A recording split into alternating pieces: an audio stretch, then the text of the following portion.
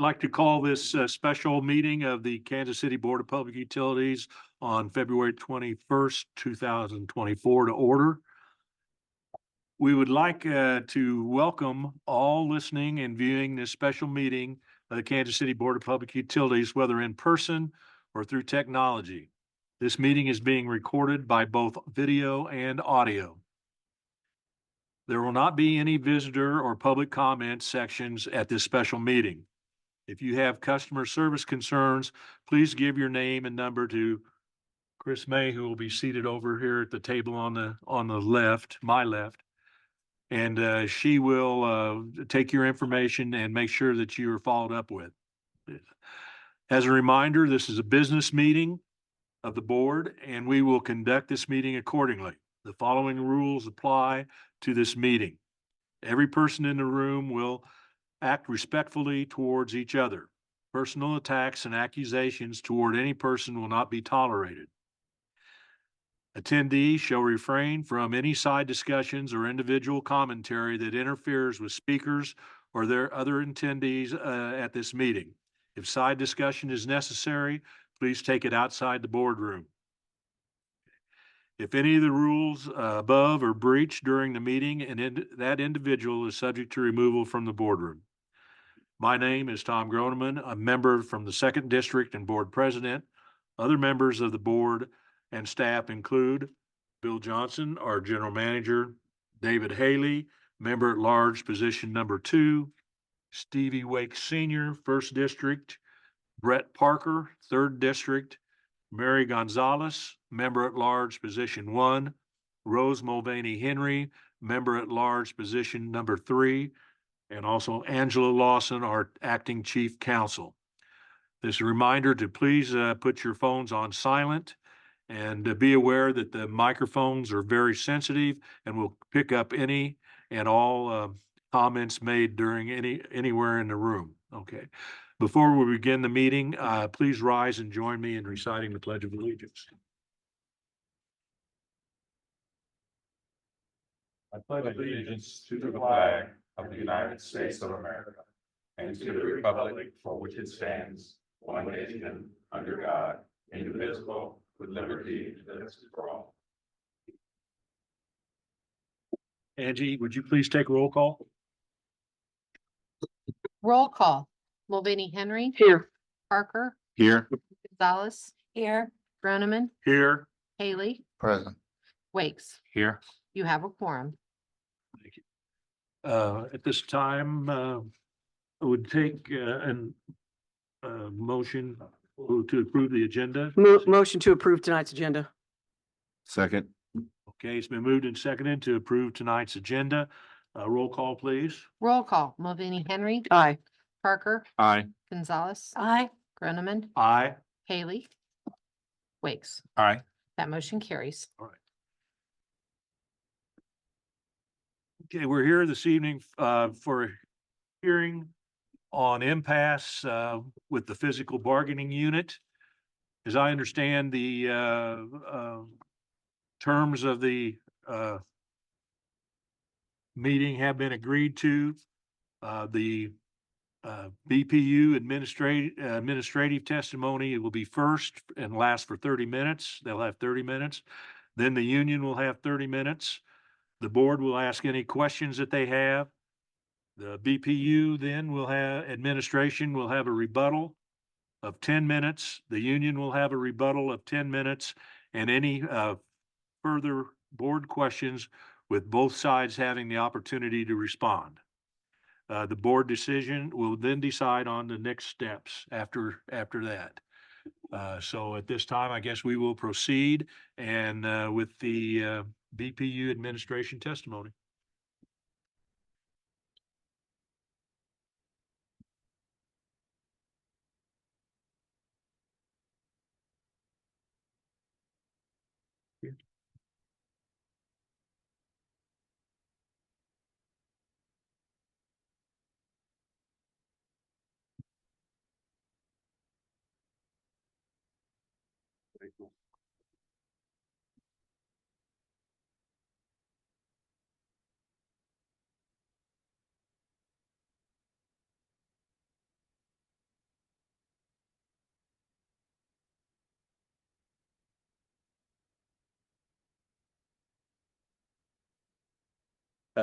Good evening. My name is Ryan Dink. I'm outside legal counsel for the management team.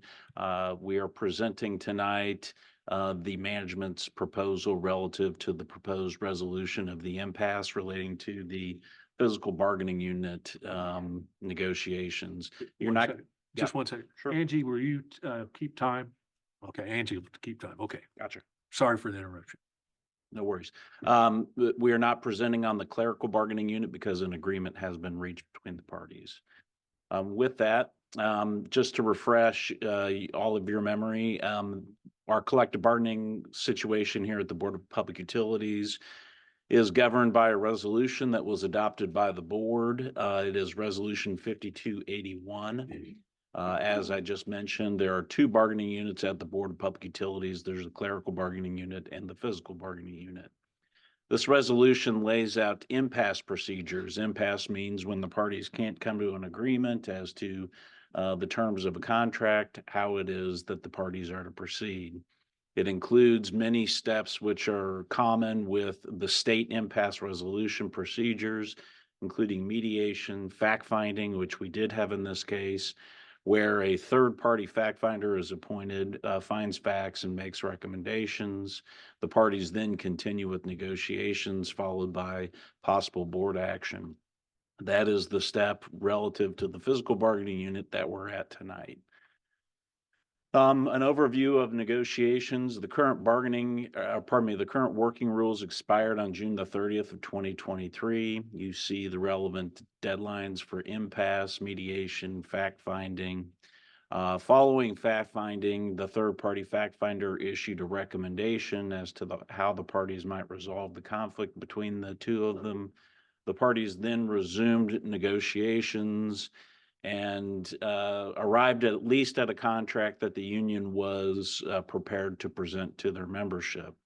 That agreement was reached with the union on December the 15th, which resulted in a vote on January the 9th, 2024. The clerical unit did pass by a vote of 28-4, and the physical unit failed by a fairly narrow margin, 64-61. There were approximately 85 dues paying members that did not vote. Written recommendations to this board are the next step pursuant to the board resolution, which were submitted to you all back on February 1st, and then the presentations to the board tonight, which is what we have. So the items pursuant to the parties' respective submissions that were submitted to you back on February the 1st. These are the issues that appear to be outstanding based upon management and union submission. The three issues at the top seem to be the issues that the party have disagreement on. Those include on-call / call out and retention bonus. That really is focused on the lineman job classifications. Vacation allowance, the union has proposed an increase in that allowance and to speed up the schedule, and a 457 plan match. In other words, a deferred contribution match. The items which were not part of the pre-hearing submissions included the wage increases, bonuses, retroactivity, linemen doing on-property storm work, various proposals that the parties were in agreement on relative to plant operators, increase in shift differential, and other temporary agreements. So I do want to touch upon compensation because a lot of the feedback that we got from the union vote is that compensation was in fact an issue that was of interest during the vote. We generally, when I talk about compensation, I usually call it a three-legged stool. The three legs of the stool that I refer to look externally at a wage study, meaning how are our employees paid relative to their comparators in the market. The other leg of the stool is ability to pay. In other words, what does the budget situation at the Board of Public Utilities look like? Meaning, what is the ability of the utility to pay for any needed wage increases? And finally, oftentimes you will look at internal equity. So if you have job classifications that are doing the same thing within the organization, what are those people getting paid? Really, the focus at Impasse, at fact finding, focused on the first two of these relative to the uh, physical bargaining unit. And so we worked with, and we've done this the last two negotiation cycles with the IBEW. We worked collectively to develop a market wage study. We agreed upon comparator organizations, meaning institutions that we believe that we compete in the marketplace with for talent. On the electric side, that's Evergy and Independence Power and Light, and water comparisons. This time around, we looked at Independence and Water One. In years past, we've looked at other municipalities as well. Clerical, you'll see the industries that we looked at, but because clerical is not an issue for you tonight, I'm not going to discuss those in detail. This is what the wage comparison shows, and on the far right, you see, and this has the proposed wage increases that we are recommending tonight built in, and you see after those wage actions how these various really job categories, when I say cable radio, that's a job category, electric operations, that's a job category, how their wages compare after the proposed wage actions relative to market. And this was much the same information that was presented to the fact finder. When we look at the fact finder's conclusions relative to compensation, this is largely similar to the information that the fact finder, again, who's an independent third party from a panel from the state, had to review in making the recommendations. These are some of the quotes from the fact finder relative to our wage comparisons. The first quote: on average, even using comparative numbers with a substantially larger private utility, he was referring to Evergy, there is nothing to show that BPU employees are comparatively paid less. In fact, it tends to show the opposite for a number of classifications. For comparative water utilities, every BPU employee comparatively is paid better by classification. Another quote: from a general review of the data, the current wage rates seem to equitably compare. So those were the conclusions relative of the fact finder when he looked at the data as to how the proposed wage actions compared externally based upon that research data that the parties collectively gathered.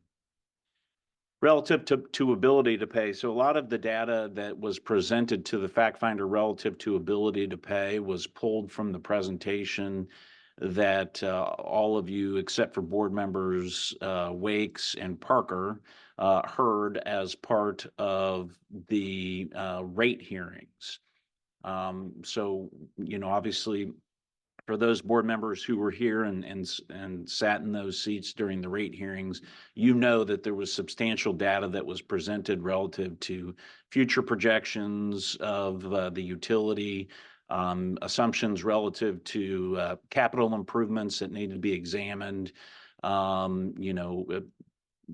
rate models relative to usage as projected going into the future. Some of those rate models were impacted by COVID-19 and COVID-19 trends and trends after that. So all of that was looked at and presented to the fact finder.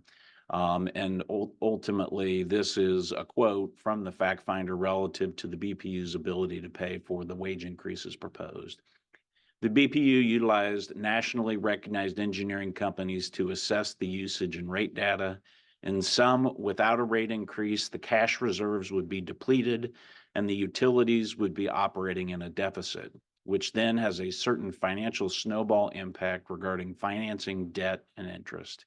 It certainly is a rather paramount public interest to maintain the utilities in a financially sound status for both the general public and the utilities employees. We also presented data to the fact finder relative to health insurance and the cost to the BPU of health insurance. We did this as part of our arguments relative to overall compensation packages that were offered to BPU employees. We presented this data that shows that on average, BPU greatly outpaces its spending on health insurance relative to its comparators. And this data as well, which also shows that. Relative to the health insurance data, the fact finder commented that the BPU has shown the data to accurately contend that the health insurance plan for BPU employees is better than the plans at other utilities and businesses, and that the cost of maintaining the health benefits package will increase each year without shifting the financial burden to the employees. So with that, the fact finder ultimately recommended the wages that the management is now proposing be adopted, and I think which the union, with perhaps the exception of proposals on retroactivities or retroactivity of wage increases and bonuses, what you will see as reflected here. And so we've broken this up, and all of these different wage actions were based upon how the employees in these various job classifications, how they compared to market. So the clerical unit, water, construction, trade, et cetera, everybody at 2% were generally employee job classifications that were above market, sometimes substantially.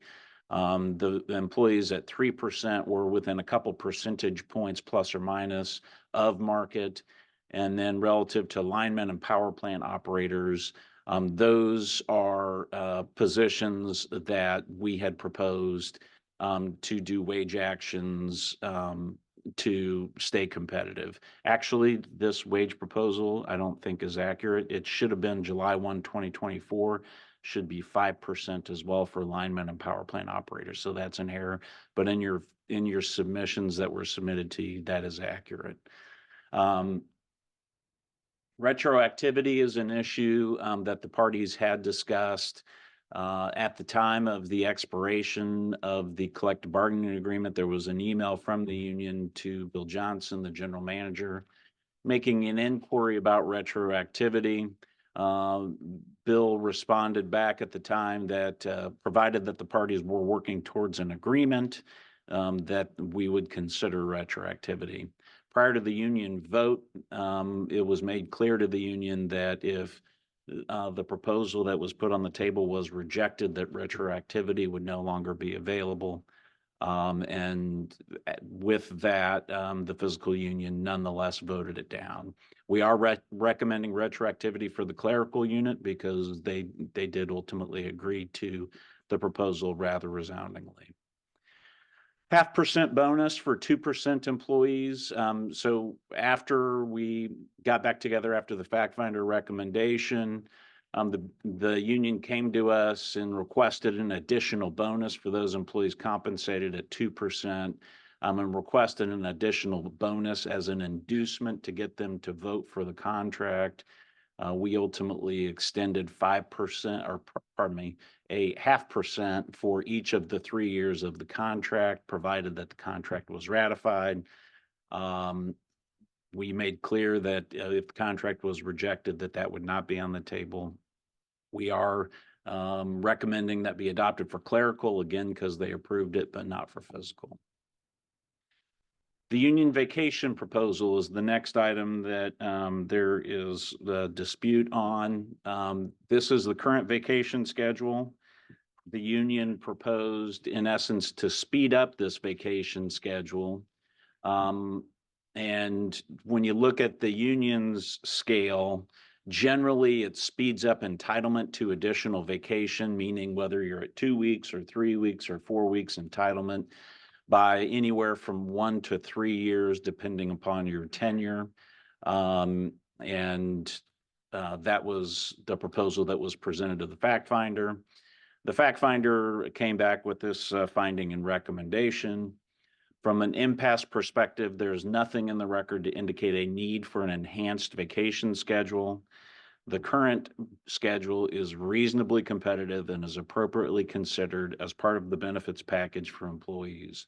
Thus, the fact finder does not make any particular recommendation regarding the vacation proposal, and it should not be a point of impasse. Along the lines of what the fact finder recommended, management, because we are competitive in the marketplace, consistent with the fact finder's recommendation, we are not recommending the union's proposal relative to vacation entitlement. 457 match. The union originally proposed as part of negotiations kind of a tiered 457 match, which is in essence a defined contribution plan for those of you who have a 401k plan, where you can make contributions out of your own earnings, often on a pre-tax basis. This is something that the union had proposed, that the employer match employee contributions. Their original proposal, at least as was presented to the fact finder, was on a stair-stepped approach, 1% for this calendar year, 2% for the following year, and 3% for the year after that. The fact finder evidence was presented to the fact finder, and these were the fact finder's findings relative to the union's proposal on the 457 match. He stated there is no particular evidence regarding whether tier 2 employees, and I should have prefaced this. So for those of you, I think you're all probably familiar, there are tier 1 and tier 2 employees, and there's a cutoff based upon tenure and years of service. And so the union's proposal relative to the 457 match was for the tier 2 employees.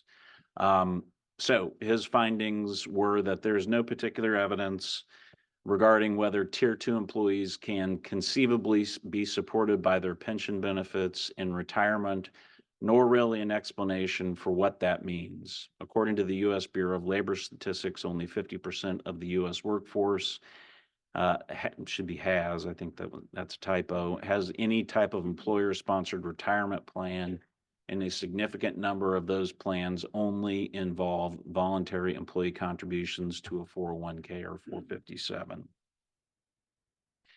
He goes on to comment relative to the 457 match proposal. Quote, given general labor relations knowledge, it is the fact finder's understanding that matches are not necessarily common with 457B plans. This is true for 401k plans as well, although they certainly exist and are not a complete rarity.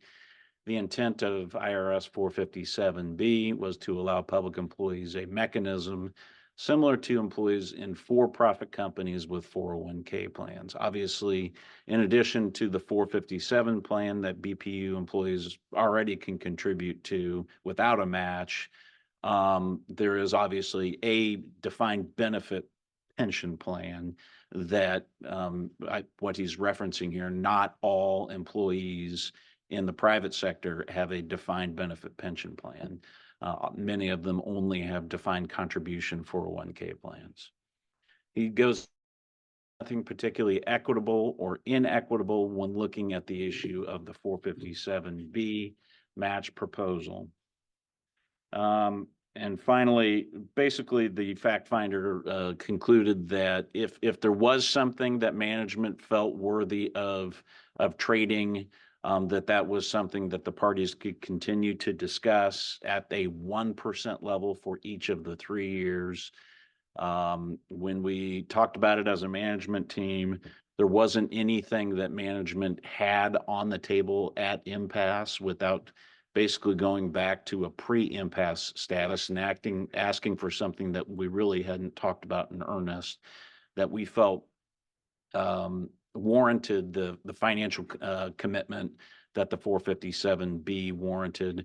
So it's our recommendation that we leave the 457 match alone, and that there is nothing from the management perspective worth trading for this benefit. So on-call and call-out acceptance, you know, the union presented as part of its proposals, and I'm going to ask Jeremy Ash to come up here in just a minute to talk about some of the challenges that he has really specific to the line side.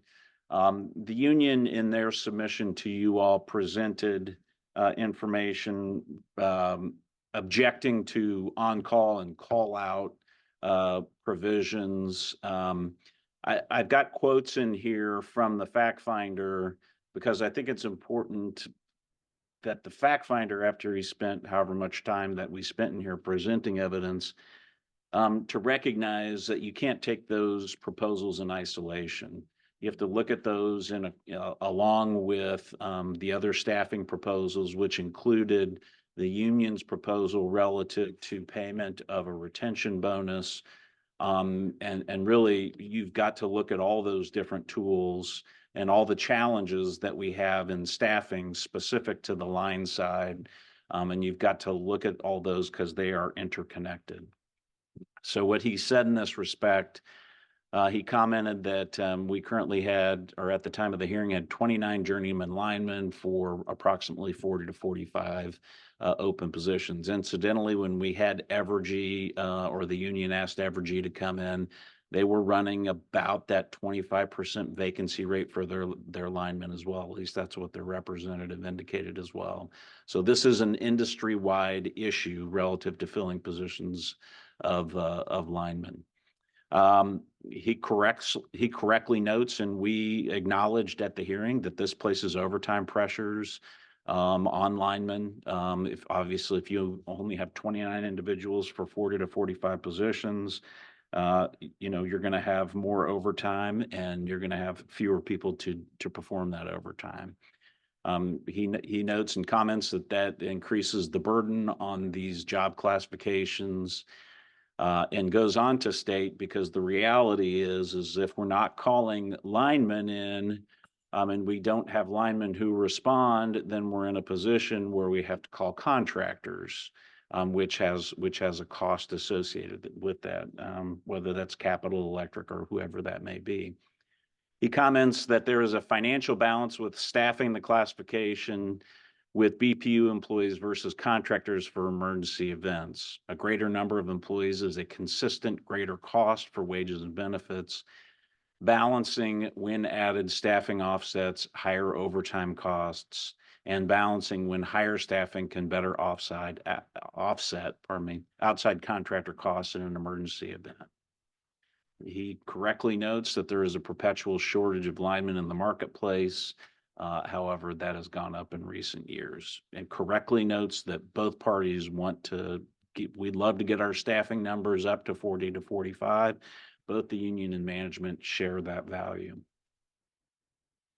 And he commented that you can't just take the on-call and call-out in isolation, that you have to consider all of these things together.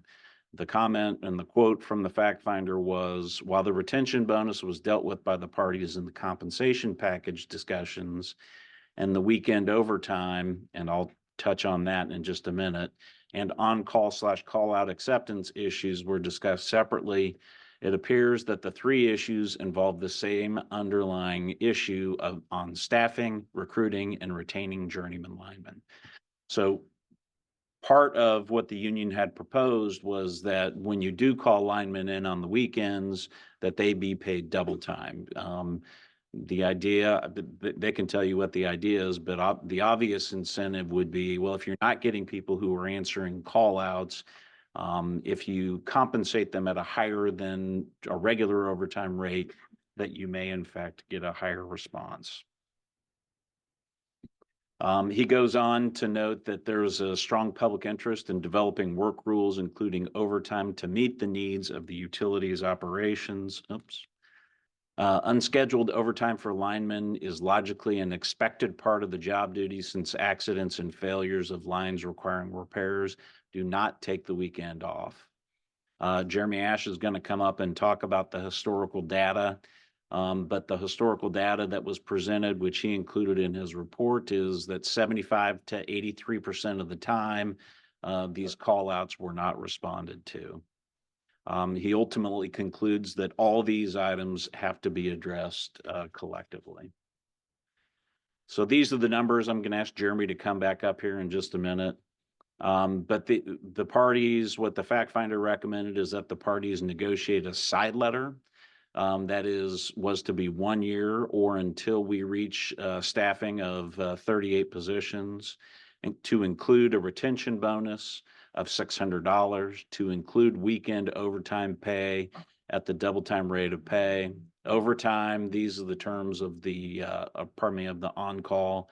Generally, you get paid 4 hours of straight time for being on call, and then you get paid at the overtime rate to be called in. And then call outs, this language mirrors what is in the Evergy contract. That's where we got it. We are proposing to apply it by working group. If the working group doesn't accept at least 30% of the call outs, then this policy would kick in, whereby each individual employee in the working group had to accept 33%. So with that, I'll turn it over to Jeremy to talk about these numbers. Thank you, Ryan. I won't bore you all with all the details because you've seen this stuff ad nauseum. But the first and foremost point I want to make is when I was asked to pull this data together, the data that I'm going to give you for what we've had to do with our contractors is just relative to 2023. And it's from a period of close of business Friday through Sunday night or Monday morning. And so during the calendar year of 2023, we had to call a contract line crew 49 times, resulted in about a $660,000 cost to the BPU. Our costs are a little different when we call the contractor. We have to pay sometimes a different rate, and we have to pay obviously hourly rates for different types of trucks and equipment. One of the things that we didn't mention, probably to the union's credit, we're not talking about response rates as with respect to major storm events. I want to be very clear that all of our employees at the service center do a tremendous job responding to large storm events, large scale outages. They do a fantastic job. What we struggle with is the other call in general weekends and throughout the week. So when Ryan mentioned that this would be tracked by work group, what I would tell you is for the different line groups, and I won't name them by names just to not call people out. One group performs at 88%, well above what we need. One group, 27%. Another group, 28%. Another group, 34%. Another group, 38%. Another group, 23%. Another group, 35%. 44% and 47%. So we're really close. You can see about half the time we get there, about half the time we don't. But that's essentially how this will be tracked. If those numbers aren't met by category, as Ryan mentioned, then it would fall to individual contributors and being tracked on their individual number. And you got 30 seconds for. Okay. So the last thing I wanted to talk about was, I think in the union submission, there was some discussion about how the side letter was negotiated. We've got the emails that relate to those negotiations of the side letter. So there was a working group that was developed. Alan Dixon from the union indicated in an email to our negotiation lead, Dennis Dumovich, on November 15th that he was going to work with Darren McNew and Mike Fergus. And Dennis responded back to him that the call-in / on-call policy and bonus LOU must be agreed upon.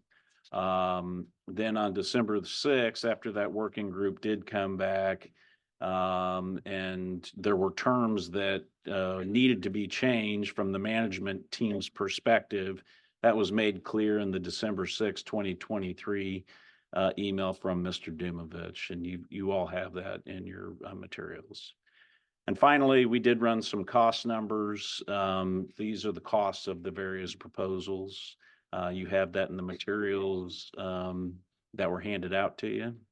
And with that, that will conclude our presentation.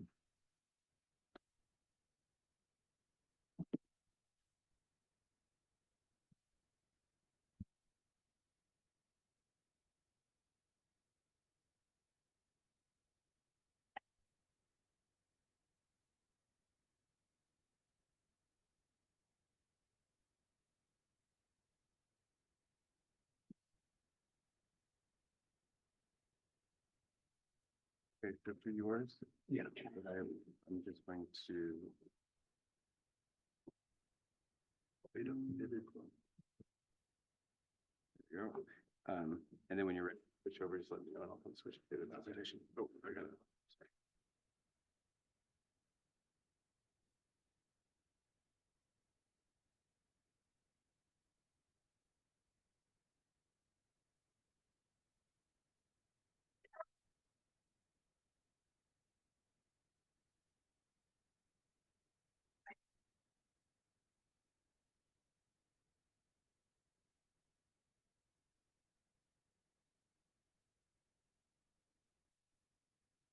Good evening, everyone. I'm Scott Brown. I'm with the law firm of Blake and Ulig, and I'm here tonight on behalf of IBW Local 53 and its members who are employed here at the Board of Public Utility. As you can see, this is quite an important set of issues for our membership, hence the turnout tonight. And I want to thank all of you for appearing. This meeting is the culmination of approximately a year and a half worth of negotiations. That's how long the parties have been at the table trying to reach an agreement. Obviously, that's a very long time, a lot of hard work, a lot of effort. And we have been fully committed to the process throughout, and that includes the resolution that the board previously passed governing this process. So we participated in mediation in good faith. We participated in the fact finding in good faith, and the fact finder made his recommendations. Suffice it to say, we don't agree with all of his recommendations. However, again, we agreed to this process, and in good faith, we have only raised the issues that we think are most significant. For example, we didn't raise raises in our submission, even though we think they should be higher, as I'm sure you're not surprised to hear. We didn't bring this up because, again, we are in good faith trying to get to an agreement that our membership would support and ratify. Of the issues raised, I want to talk first about the on-call and call-out procedures. To me personally, in my own opinion, this issue is kind of illustrative of the way negotiations went in this matter, in this case. The company, as you heard, proposed on-call and call-out provisions that are taken almost verbatim from Evergy's contract with IBEW 1464. Fortunately for me, I represent that local and I know about Evergy's program, and I can tell you it's been in their collective bargaining agreements for approximately 40 years. It's been there since the 80s. And of that time, it's actually been utilized maybe about 5 years. And the reason being is that it's very complicated, very difficult to administer. Also, when you have shortages of employees, it makes it that much harder for employees to meet the requirements of the on-call and call-out procedures. So when when the company proposed having these provisions during negotiations, the union rejected them. I'll just tell you that flat out. And we rejected them because we don't believe, frankly speaking, that they are either necessary or appropriate under the circumstances. However, we recognize the fact finder's recommendation, and he specifically recommended that the parties negotiate the terms of a side letter to address the items identified by Mr. Dank, the bonus structure, the on-call and call-out provisions. So subsequent to the issuance of the fact finder's recommendations, the parties sat down and started talking about how they're going to address this. Frankly, I don't know who proposed it, but there was some discussion about a subcommittee, having a subset of the full bargaining groups meet and try and iron out the details of these items. So Alan Dixon, the business representative for Local 53, was the union representative in this, what I'm calling a subcommittee.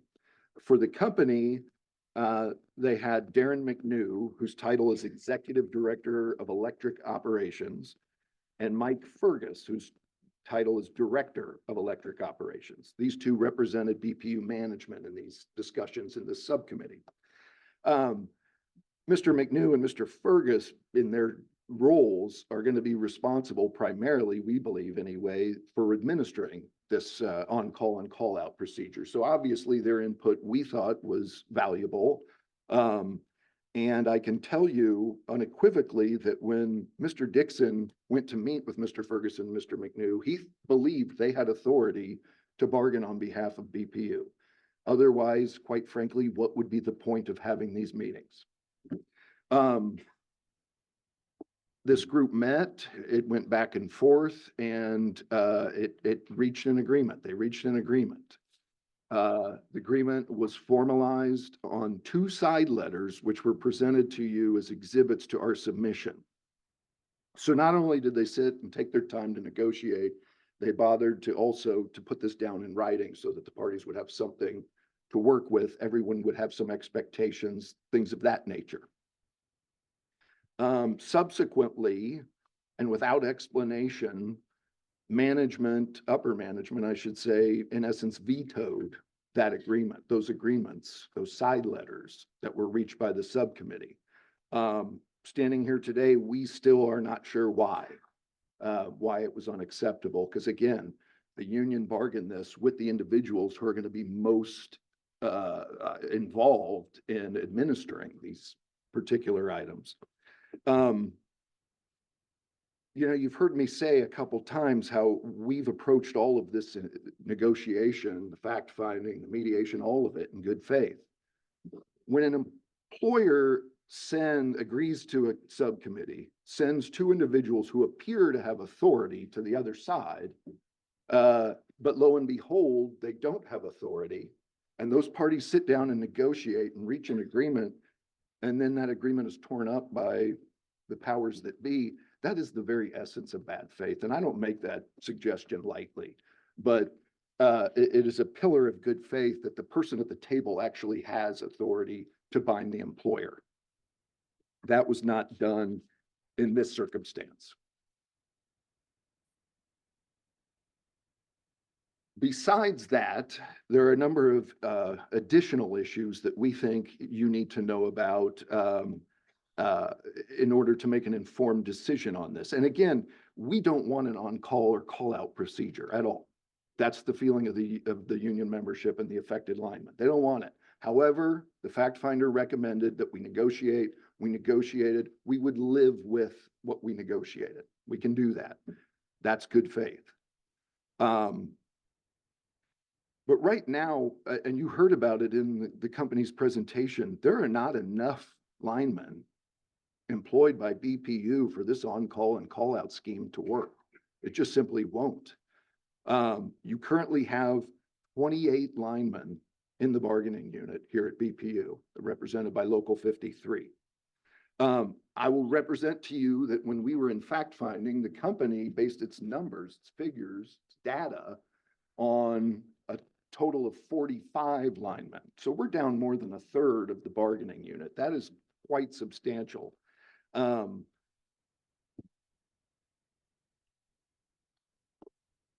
And since that fact finding, which I believe took place in the fall of last year, it's been some time now, we're actually further down employees on the line side. So things are not getting better, they're getting worse. As you can see from the diagram on the board, right now, those are your 28 employees on the left under BPU personnel. And on the right, that's the number of Capital Electric personnel on your property on any given day. Right now, there's about 40 Capital employees versus 28 of your own. If you look at the 28 of your own, 7 of them, a whole quarter, are apprentices. And apprentices are restricted on what they can do, when they have to be supervised. And so they're not journeyman linemen who can just go out and work and turn them loose. The 2 individuals identified in red are both on long-term disability currently, so they're just not available to work. The individuals in gray, the 4 individuals there, are either currently eligible to retire or they will become eligible to retire in the next year. The point of this is to underscore just how dire the situation is with respect to employment and staffing.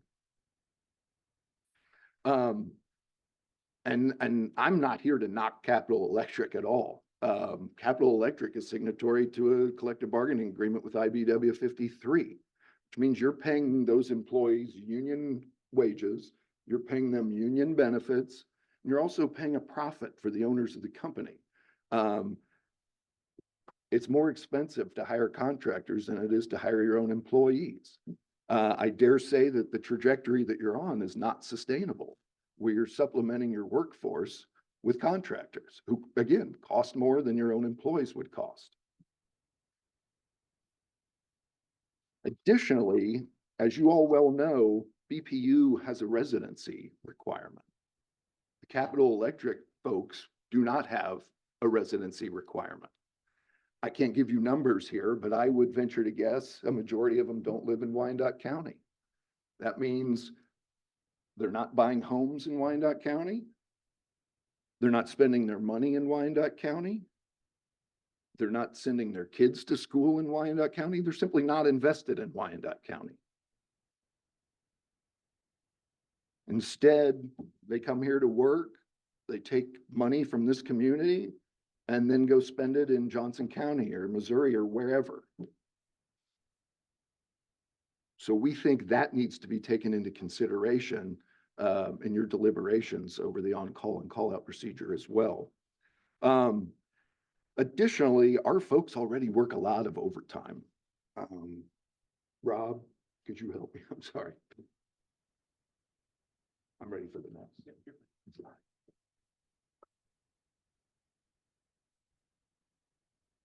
You're fine.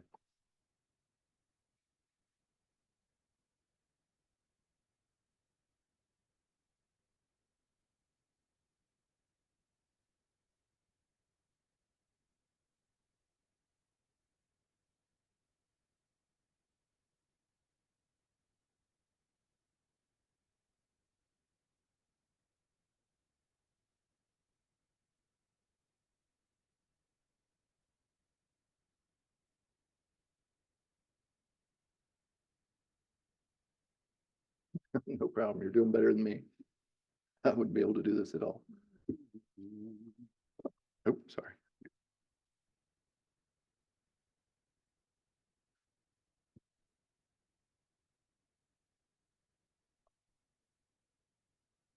Is it the second page? Yeah. And then. Or the third page? You full screen. There we go. All right, and you Oh. should still be right There. there. Yep, you're all good. How do I, That's your water. Sorry. how do I advance this? I'm sorry. Right. Okay. All right, pardon me for the technical difficulties.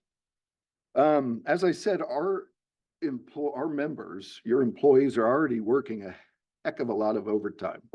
As you can see from the sheet, this is the totals of overtime worked by these individuals in these departments in 2023. As you can see, most of the line side folks worked hundreds of overtime hours in 2023. Many of them worked over 1,000 hours of overtime in 2023. That is a lot of work. It's going to burn out your employees. And now with this on-call and call-out procedure, you're saying you're going to place a greater burden on them. It's fundamentally unfair. And it's simply not good for your workforce. It's not good for morale. It's not good for their health. Finally, where did I do it?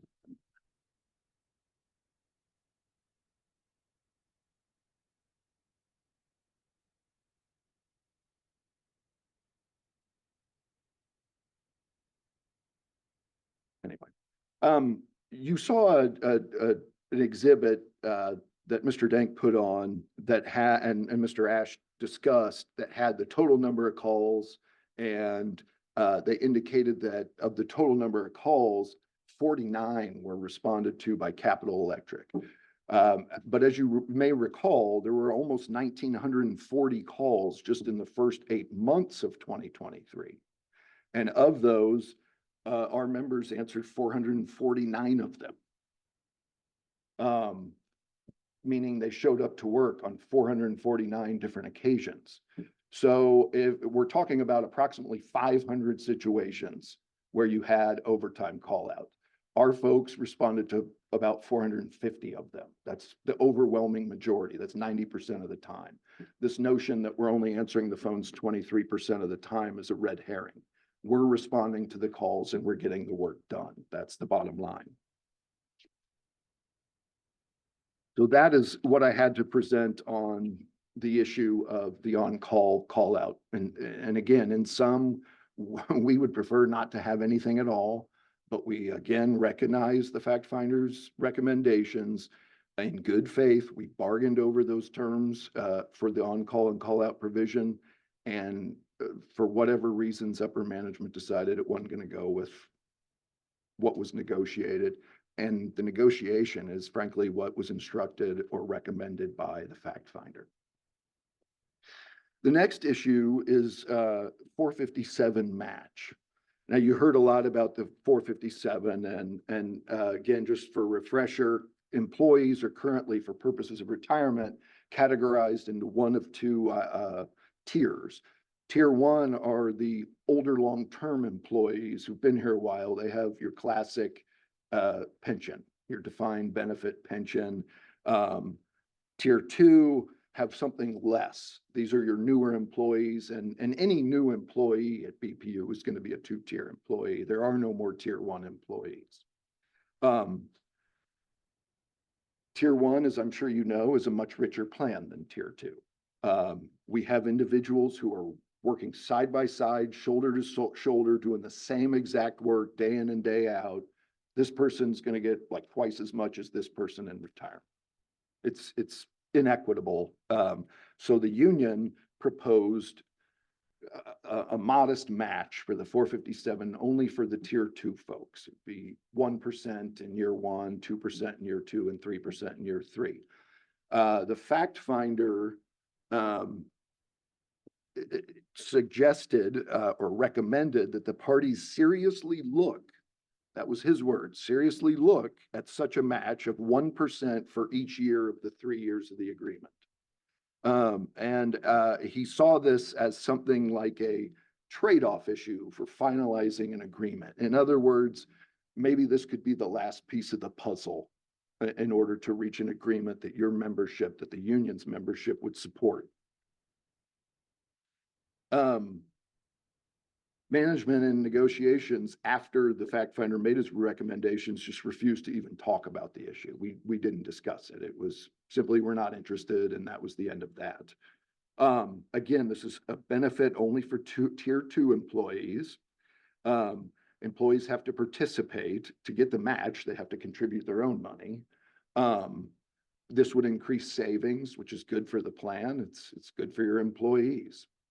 And it would narrow that gap that exists between tier one and tier two employees. And believe it or not, that is a source of friction between employees that, hey, we're doing the same job and yet you get a much better retirement than I do. And again, all employees are required to put in to the retirement. They put in 8.5% of their gross regular wages. The company then puts in 8.5%. That's whether you're tier one or tier two. All the employees are spending the same amount of money, but one set of employees are getting much more back on the retirement end than the tier two folks. Again, a 1% match is relatively modest, but it would go a long way into closing that gap and frankly, making people feel better about their jobs, improving morale.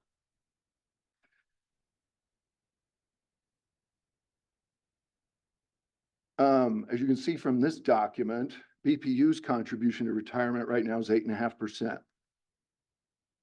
The City of Independence is almost 22%. Water One is greater than BPU's. The IBW Local 53, meaning the outside construction folks, 29% of payroll. Evergy, 8.5 to 16.5% of payroll. BPU's at the low end of the market right now on this particular piece. And even with a 1% match, you're still at the low end of the market. So that is what we have to say on 457. And again, it is, we read the fact finder's recommendations, and frankly, don't take my word for it. Don't take his word for it. Read it. You guys have it. You can see what he says for yourselves. And I think you'll agree with us that he encouraged the parties to pursue this avenue. The final piece, or excuse me, not the final piece, another piece is vacation. The fact finder made no specific recommendation on this item, but he did invite the parties to address vacation in a final negotiation phase. Again, we interpret that as this could be the last piece of the puzzle to get to an agreement that that the membership would ratify. The union has, in essence, just proposed accelerating vacation when an employee is entitled to vacation. As you can see from this chart, in year one, a BPU employee gets no vacation. You know, you're asking people often to come from outside of the county to uproot their lives, move here, move their children here, which gets them out of their school, away from their friends. It's a big change. It's a big deal. And in the first year they're here, they get no vacation. That just seems like a slap in the face. The second year, they get 5 days, 1 week. Again, that's well below market. And it's just not fair to the new employees, frankly. And what we're asking for in this regard is not out of step with any of the competitors that are utilized by BPU. In fact, we're basically just looking for parity with KCP&L, Evergy.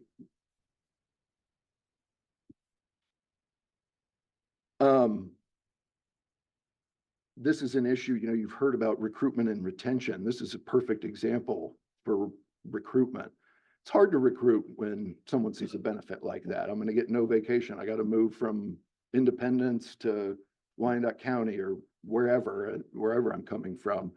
That is, it's just, again, it's simply unfair to new employees. And we believe that with those items, the call out and on-call provisions as negotiated by the parties, the 457 match, and in the accelerated vacation would have yielded a ratified contract. The last piece I want to address is the 0.5% bonus and retro pay.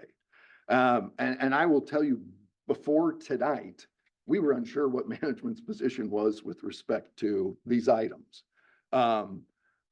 Retro had been on the table for some time, retro pay meaning back to July of last year when the contract would have taken effect, had we successfully reached a contract. And then the 5% bonus was for a one-time bonus. It's not a wage increase. It's just a 0.5% or 0.5% bonus of their straight time wages. You know, we're not, again, not a raise. It doesn't compound. It doesn't carry forward to the future. In each year of the contract, though, they would get this. And this is only a benefit that would go to those employees who are receiving 2% wage increases. Most of the individuals are getting 3%. Some are getting up to 5 or more to deal with the pressures on the market for linemen. But the individuals, a whole lot of the bargaining unit are only getting 2%. So this 0.5% is just to make things a little easier, to sweeten things up a little bit. Same with retro pay. You know, it's a two-way street in negotiations. It's not the fault of these members that it has taken this long to get to this point. And of course, this has been previously agreed to by BPU. In other words, they have the money to pay this. And what they're telling you tonight is, we don't care. Let's punish the bargaining unit for not ratifying that contract. That's all this is. It's punitive. It will not engender support from this union, this bargaining unit. It's frankly a slap in the face. A slap in the face for exercising their rights because they think they deserve a better contract. That's fundamentally unfair. At this time, I think well, I don't know. We're ready for questions. I don't know if I'm supposed to stay up here and answer them or if Ryan's supposed to come back up.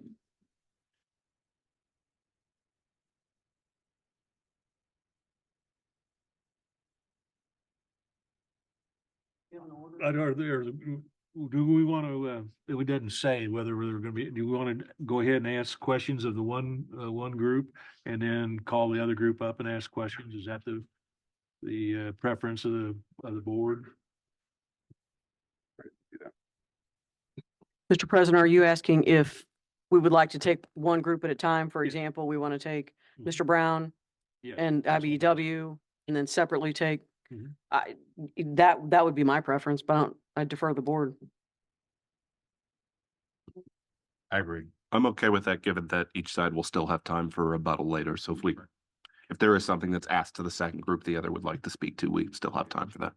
Okay, so then we'll go ahead then and we will ask questions of the IBEW representative. Yes. Thank you. I just wanted to clarify on that final point on the retro pay and the Yes. 0.5% bonus. Is that included in the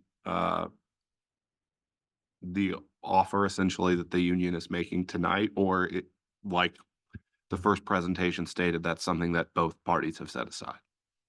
No, it's something we're asking for tonight. Again, we were unsure of what the company's position was until their presentation and until we heard that they're not recommending either the bonus or the retro pay.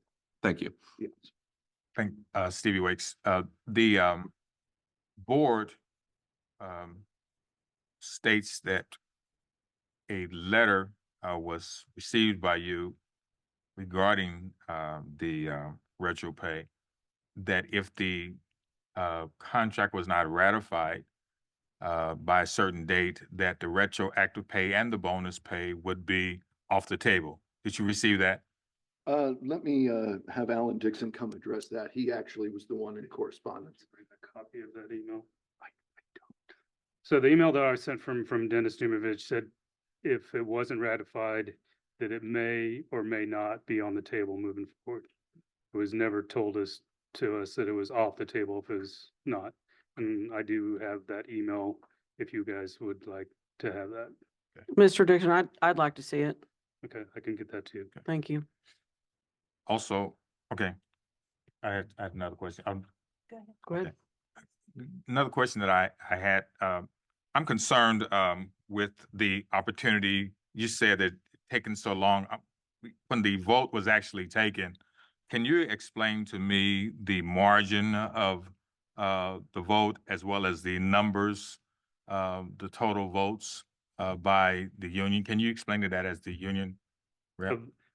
I think for one, we originally had scheduled our vote, and that was the day we had all the snow. So we had to last minute reschedule that vote for the day following.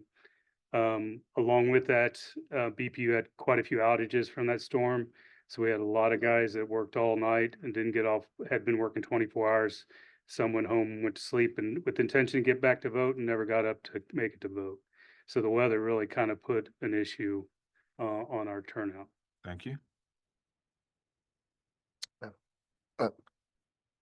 Along that same line, has there been any discussion since then among those members? I think there were 80 or so that could have participated, but any of your members that have expressed where you're standing now, or, since the vote was taken, As in, where they might have been, how close, it's such a close margin, that brings I us think here. it was, four. I think more people thought that it was, that it was going to be ratified possibly. And that's the majority of the issues I got is they thought that it would have been ratified. And I think that's why some people didn't come and vote. Okay. Thanks. Did you negotiated a lot of contracts or been involved in a lot of contracts. Did you feel that the contract was a fair contract and a fair offer? Personally, the only thing that made it partially fair was the fact finder. I don't believe BPU made it a fair contract until the fact finder implemented some things in our favor. Once that was done, then did you make a recommendation to the membership? I did not.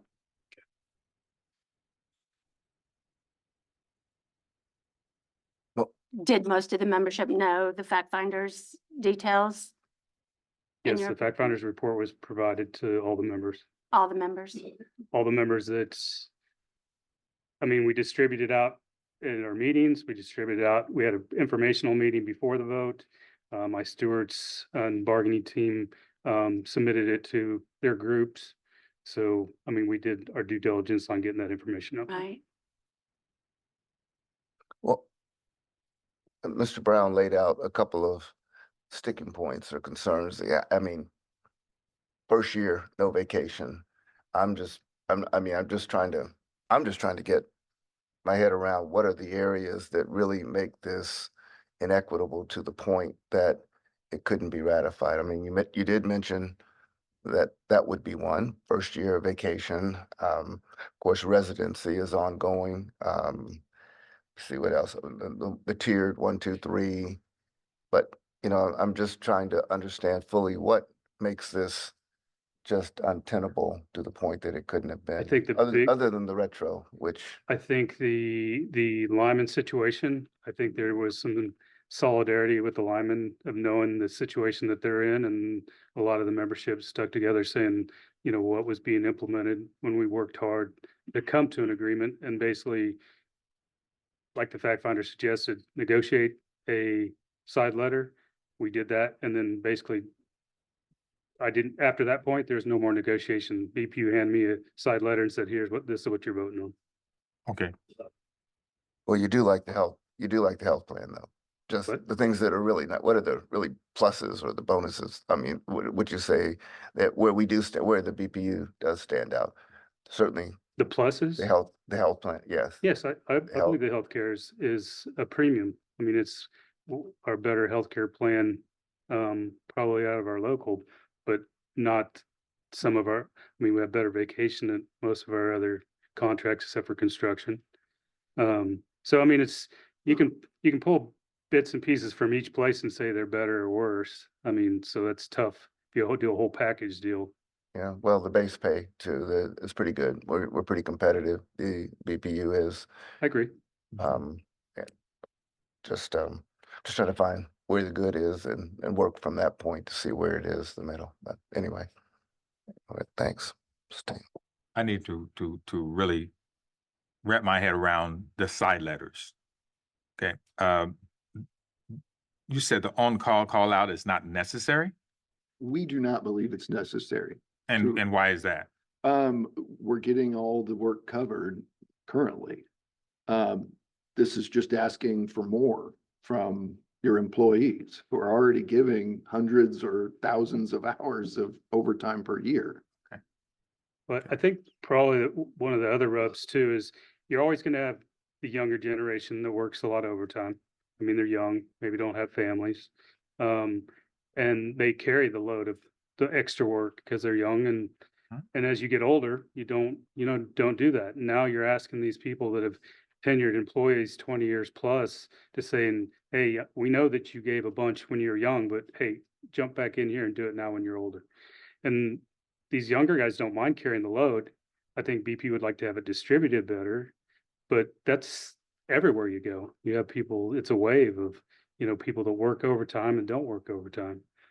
And so it's tough to say, hey, you have to come in here when there's a guy that says, hey, I'd rather come in. Okay.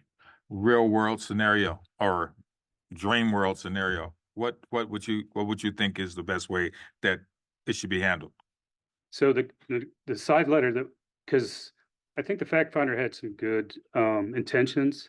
I don't know. I think it was drinking from a fire hose from him of the dynamics of BPU. He kind of threw everything into one pot what we would like to see is, I mean, you're throwing out a retention bonus, you're throwing out overtime, double time on, I mean, we already get double time on Sundays, so it's just Saturdays. Overtime on the weekends, double time, percentage overtime and on call, all out at once. We'll have no idea what worked and what didn't work. So when we negotiated those side letters, we put it kind of in abeyance, the on-call system, saying, let's see if this percentage overtime tied to the retention, the overtime, double time on there works. If it works, we don't need to utilize the on-call. If it doesn't work, then we'll sit down and we agree that we'll implement on-call. And we thought that was fair, just saying, let's see what works. Because we're supposed to sit back down in a year, because it's only for a year, these side letters. It's not for the term of the agreement. So we need to sit back down in a year and say, have some kind of data to say what worked and what can we continue and what can we discontinue. That's the union's position on that. Thank you.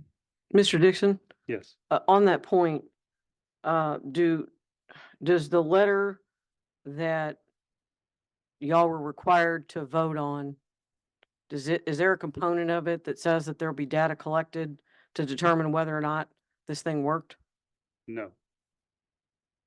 Only to make sure that the people that don't do their percentages don't get their money. That's the only data that they're keeping track of. Okay. Do you have concerns, given the current shortage in linemen, that the impact of the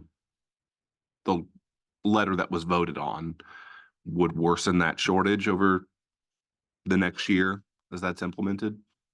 I mean, we've already had one apprentice that topped out and left the next day because of it. So I mean, I can't speak on everything. I can speak of how people, talk, saying they don't care for it, and is it better somewhere else? I don't know. I guess I shouldn't ask you to, speculate on the exact, but is it a factor in retention? Yes, most definitely. Thank you. I mean, it's tough already. I mean, the tier 2, the retirement, the living in Wyandotte County, and now adding mandatory overtime, mandatory on call, and you're saying, come on, lineman, come over here. We got the best thing in town. Can you speak a little bit more to, and I think we're probably comparing apples and oranges here, but in the letter that was voted on, we were looking at, hitting that 30% mark, and they read off some of the different groups and their percentages.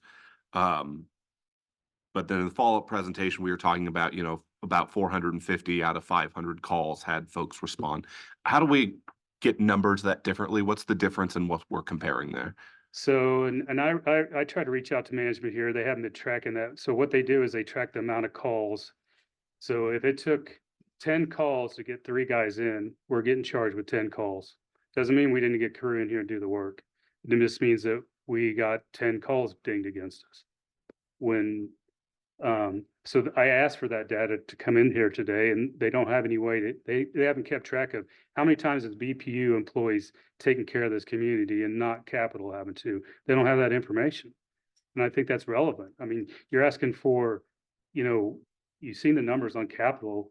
You're asking these guys to carry 100% of the overtime when they take care of less than half the maintenance. It doesn't make sense. So in that scenario, say 10 calls and 3 folks end up responding, we're not talking 30% of the needed staffing occurred. It was just that it. Yeah, so that 20%, 20% responded, but it doesn't mean you didn't have 80, 90, 100% coverage. That's helpful. And then I'll ask my last one and get out of the way here. But on the proposal for the matching program, was there any vesting schedule that you all had with that, or would it be, hey, the employer puts in 1% and right away that is part of someone's retirement? If they, stop employment 6 months later, that's something that goes with them? We never got to a point where the company would talk to that point. So, I mean, it was always just not interested. So we never had a chance to have that conversation. Thank you. Mr. Brown, Yes. you threw out, and I apologize, I heard one of the figures, I didn't hear the other one. you threw out, I think, two different overtime numbers. Can you repeat those for me? Yeah, well, I don't have the chart up. Overtime, the line folks, what I said was most of them have worked hundreds of hours of overtime in 2023. Many of them have worked over 1,000 hours of overtime in 2023. And I can leave copies of this document. I would appreciate if Yeah, you would. This is a BPU And, document. and I'm sure, I'm gonna address it now, because I'm sure while we're on this, that this isn't a perfect system on how they track, because this is done in straight time hours. So what you see up there is if you worked an hour of overtime, which pays time and a half, they're putting down that you worked an hour and a half. So it's a little misconstrued. Now, even if you divided that by, 1.5 times, it's still a significant amount of overtime. I think I averaged out and it was about 540 hours per employee, in the year. Now that's straight time hours again. So if you. But that was divide the average That was average per employee, per. per lineman. Yes. Okay. And And- so, I'm sorry, Alan, go ahead. No, and so, but again, I don't want to mislead you that that's, actual hours. Those are straight time hours. Some of it could have been double time, some of it could have been time and a half, but that's their tracking mechanism. And so let me ask you, I think we know the answer to this, but, is line work, is it dangerous? Yes, I mean, it takes you 4 or 5 years to become a journeyman. I mean, that's there for a purpose. I mean, if And- you don't have good skills, you don't go home sometimes. So when we're looking at the shortages we have, inside BPU, and we're looking at potential mandatory overtime, well, not potential, and then additional work on top of that, is IBW concerned about safety of the employees? Very much so. I mean, that's the big stance of IBW is safety. That's what we were founded on. I mean, and it's tough. It's tough to tell these guys that they got to continually work. And what a lot of people don't understand is, yeah, maybe some of this overtime doesn't sound like a lot to some of you, but you work 8 hours after your shift. And so you've worked 16 hours. You're supposed to get some rest in there somewhere and you're supposed to come right back to work. So it's not like, hey, these are just extra hours that you get extra hours in your week. You're losing part of your time and it takes a lot of time to recoup. These guys work 24 hours straight sometimes when the storm comes through. And I'm a lineman. I know what that's like. It takes a week to recoup from, missing a night's sleep or working 3 days, working 16-hour days. It's tough. Okay. And so did you all have these discussions with respect to the call out and the on-call processes? Yes, that's And you all had that prior to meeting with the fact finder? That's always been our basis is we don't have the manpower to do it. Mhm. And I mean, I worked at BPU for those that don't know, I was a lineman over here for 8 years. When we were fully staffed, we fought for overtime. You'd come in on Monday morning and you go, Scott, did you come in this weekend? Yeah, I didn't get a call. I mean, that's the way it was. That was the way things were, but we were pretty much fully staffed. So things change when you're fully staffed and the burden when you're not is tough. I mean, you're gonna get guys that leave early, you're gonna get guys that go to other places. And hopefully that's what they get to do and not get hurt. Since we have you here, understand industry-wide, the problem with staffing is an issue. In your own understanding of staffing shortages, what would you recommend to the industry to increase their number of linemen? Well, I think I will commend the BPU has kept up on their apprenticeship program. I think we fell behind for quite a few years where we never went to the street when we couldn't fill it internally. So we lost quite a few, I call homegrown, where they've come from inside and they stay with BPU. But that's a 4-year process, so you don't fix it overnight. And that's all of our proposals we've had in negotiations. It's not for greed. We're not asking to get paid more than anybody else. We need to have an attractive package for guys to come here. I mean, I'm not asking for it to lift the residency, but we have to compete to say, we got to do something above and beyond to get people to come here. And it almost defeats us when all BPU does is hire contractors, I mean, then they don't have to, they can continue, but then on the other side, they want to complain about the cost of them. So I don't know. We've made every effort to just make a package that I can go to my union hall, because we represent linemen that work at other places too, saying, hey, I got openings at BPU. When I came to work at BPU, it was the best paying job in the city, and it's not that anymore. That's the reason I had a choice to where I could go, and I came to BPU because it was the highest paying job. And that's what we'd like to see it again, so we can, and it's again with the retirement being, less than what it was. There's a lot of retirements that are better. The vacation, it's a whole package deal, so it's tough. And we know we're not going to fix everything in one contract, two contracts, but we continue to try. But it seems like the obstacle is there of we can't do that. Thank you. To the 457 match. So I thought what I heard you say, Mr. Dixon, is that you guys have never really had a substantive discussion with the management about that issue. Is that a fair assessment or not?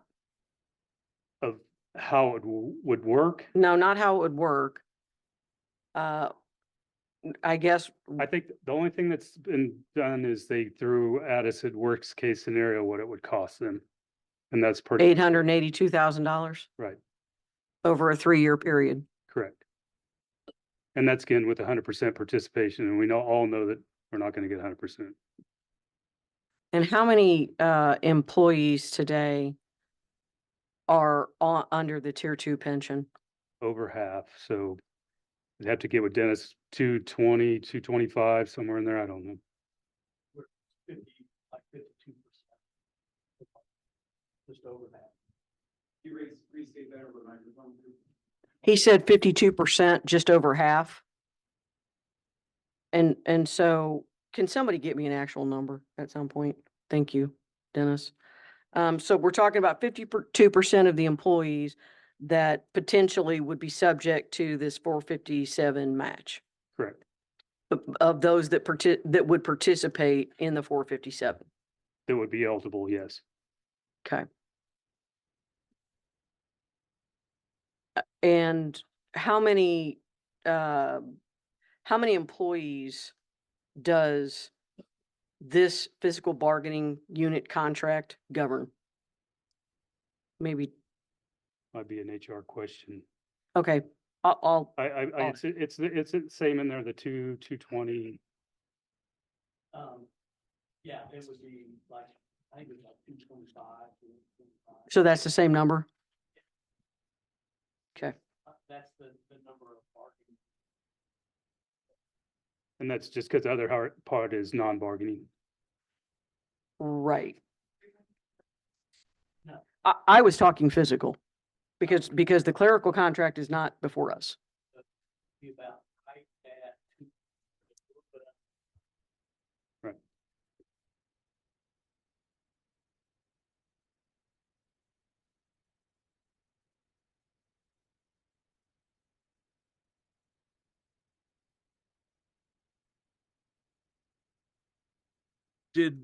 Because of the problems surrounding the vote, the storm and people working and not being able to do it, did you consider extending the time frame of the vote to allow those people that were working or not able to vote to come in and vote? It's not a practice that we have at 53. We set a date and hours. We voted all day. I don't know, 9 hours, 10 hours.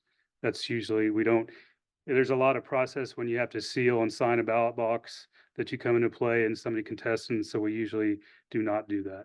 Okay, but you did say that it was scheduled for one day and it was put off that day. So Correct. that was, But we hadn't had any votes. We hadn't had any votes taken that day. We postponed the vote a day, but without anyone voting. Right, So, so splitting up, what I'm saying is it really opens it up to challenges of whether the box was secure and the votes were there. And that's what we try to avoid, by not having it over multiple days. If that's what you're asking, if we would I ask. was asking if you'd consider doing that, yes. Or putting it off, not having to vote for a week until after the storm is over with We, and all the employees are back on their we, regular. we were given a shift. deadline by BPU that, again, the retro may or may be off the table if we didn't get it voted by the 9th. So that we were up against a deadline on time as well.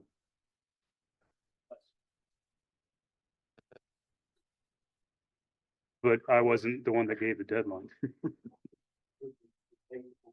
Okay.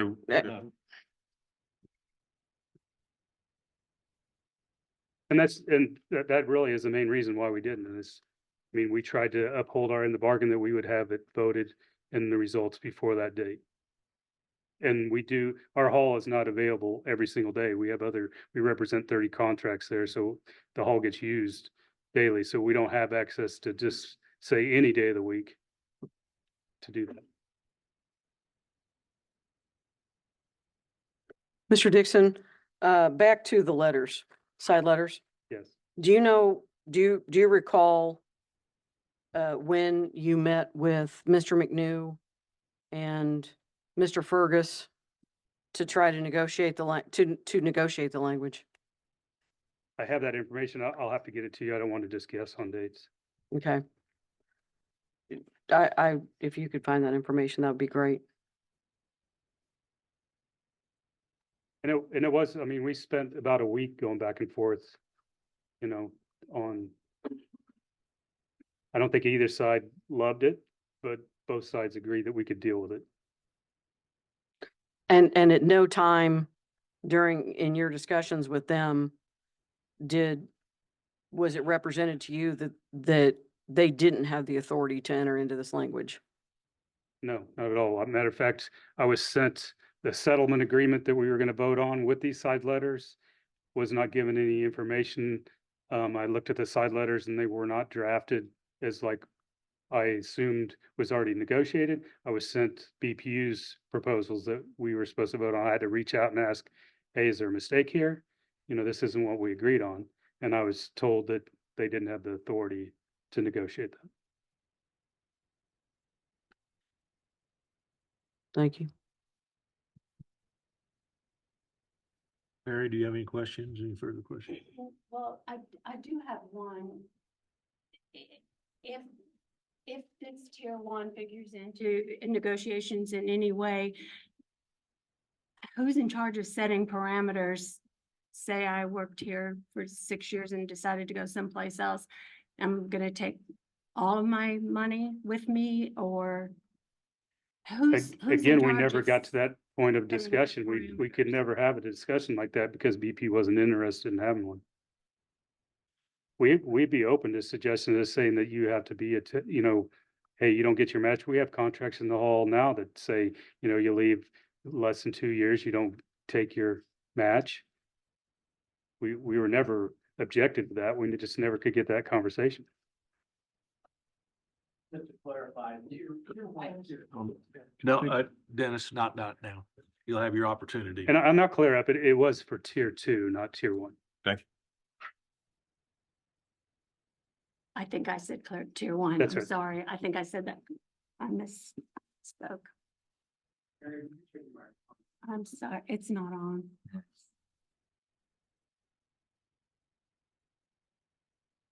I think it's on now.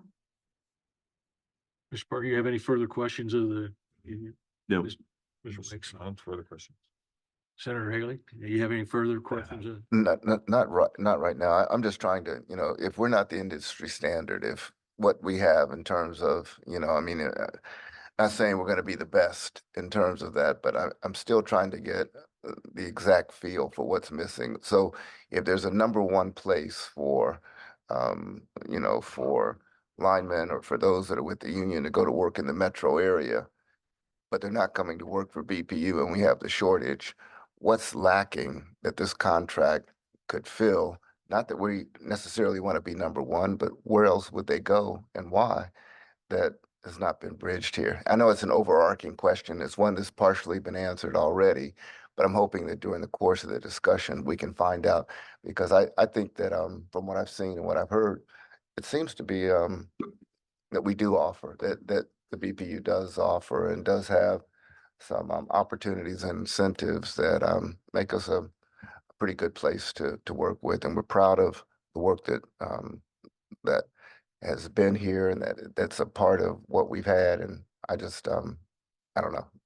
I guess I don't have any questions. I'm just trying to Okay. bridge the Mr. gap. Groneman, I apologize. I did have one more, it escaped me. Just a quick clarification on the submission with the side letters. I noticed on one of that, there's a note that says voted on version. So I just wanted to clarify your experience on the subcommittee, or what we describe as a subcommittee, was that the parties voted on that side letter. Is that correct? Not the side letter that was, or side letters that were negotiated, but the side letter that BPU management unilaterally drew up, and that's what was. Thank you. I appreciate it. I was just trying to make sense of that notation. I'm sorry. Do you have a copy of that bilateral agreement? They should have been attached to the submission, Okay. as exhibits. Thank you. So hopefully. And exhibits That's 1 and then not under 2, review then. so Stevie, exhibits 1 and That's fine, 2 okay. are the letters that the subcommittee Yes. agreed upon. And exhibit 3, it was presented as, that was the exhibit that management required them to vote on. Thank you. Thank you. I think that conclude the questions for at this time of and do we want to take Angie? Can I address a logistical issue that any documents left, we need to make sure a copy is left for Chris May so that she can keep one for the record. And then if any exhibits or documents that are sent in should be sent in to Chris May to distribute, not, and this goes for both parties, and then she will distribute to everyone. So I just wanted to remind everyone. Does the board want to take a break now, or are we ready to go forward with the questioning of the administrative staff? I need a break. I have no, no, I'm good. We're good. Let's continue. Yes, let's continue. We're ready to continue. Okay. That.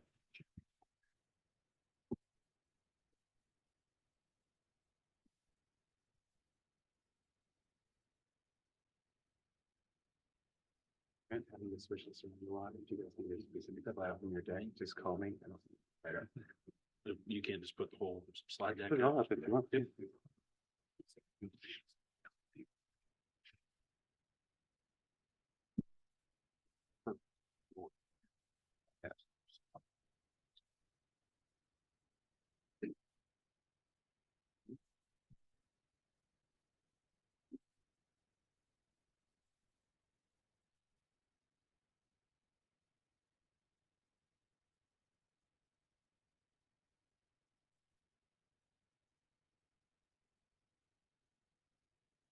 So this is questions, this isn't rebuttal, and so This is we'll just questions. take direct questions. So whatever questions you all have, we'll be happy to try and field them. I've got Jeremy Ash up here because there were a lot of questions about the specific statistics on call out, on call.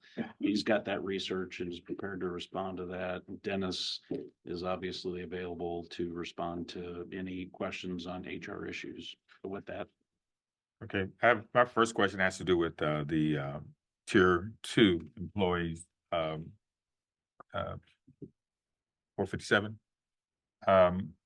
Is there a year that an employee is vested where they're able to maintain or keep the investments made by both themselves and the BPU? so currently the 457 is voluntary. There's no matching provision. So because it's voluntary, it's the employee's own contribution. So they're vested in that immediately. Correct, Dennis? Correct. If If you're asking about the pension plan? No, he No. said 457. 457. December. So that's what it is currently. There were not discussions with the union about a vesting schedule relative to employer matches or anything like that. I mean, you saw the quotes, and I agree with Mr. Brown. You know, we quoted heavily from the fact-finding report. I don't want you to take my word for it. I put the quotes up there because you're hearing quotes from both sides, and we literally had an all-day hearing where we presented all kinds of exhibits and arguments and post-hearing briefs. So don't take my word for it. Don't take Scott's word for it, or Alan's, or Jeremy's, or anybody's. The fact finders report, you've got that. Please read that, and you know, we're prepared to accept the fact finder's recommendation. That's been our position. Does the annual cost quoted on the 457 match, does that assume 100% participation? It does. So it's a potential cost, I guess. Yeah, so let me see if this is.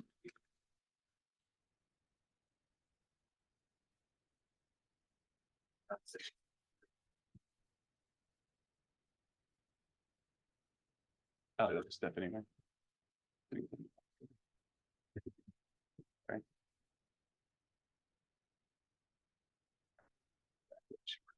Okay, so this 457 cost does assume 100% participation for tier 2 employees based upon the number of employees. You can, Board Member Mulvaney, you were asking how many tier 2 people there are.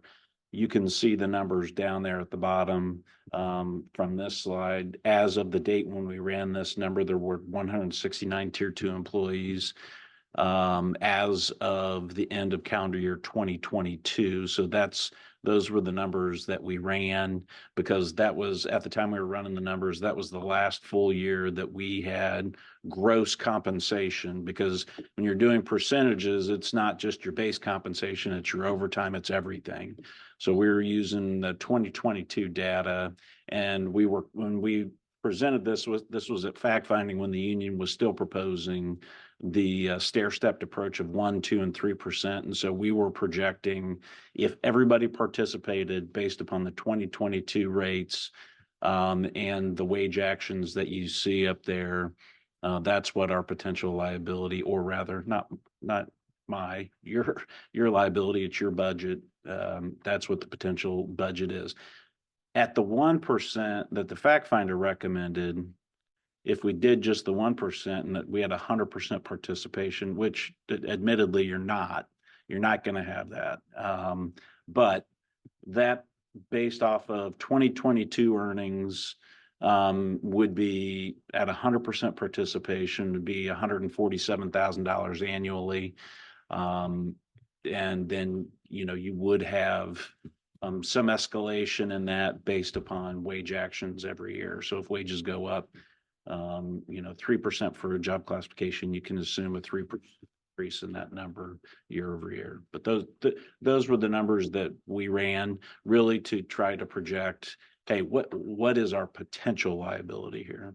And I'm not asking anyone at this point to pull out brand new numbers, but I'm curious, as you looked at comparisons, on wage scales and things like that, was any sort of retirement matching outside of a normal pension plan something you looked at across other entities? And I asked that because I guess the follow-up to that would be, do we have any data on percent participation if we did? And if the answer to that's no, that's fine. I'm just curious. Are you asking what industry participation standards would be with a, say, 1% match, 2% match? Yeah, and I know 4% that's match? getting fairly specific, so that might be hard to pull as a comparison. I was just curious if that came up. I at don't all. know. I would have to defer to So- HR on that. When we met collaboratively and went through the wage scale and matched jobs to jobs and what we felt like were good comparisons, we did not take anything into consideration other than straight hourly wage.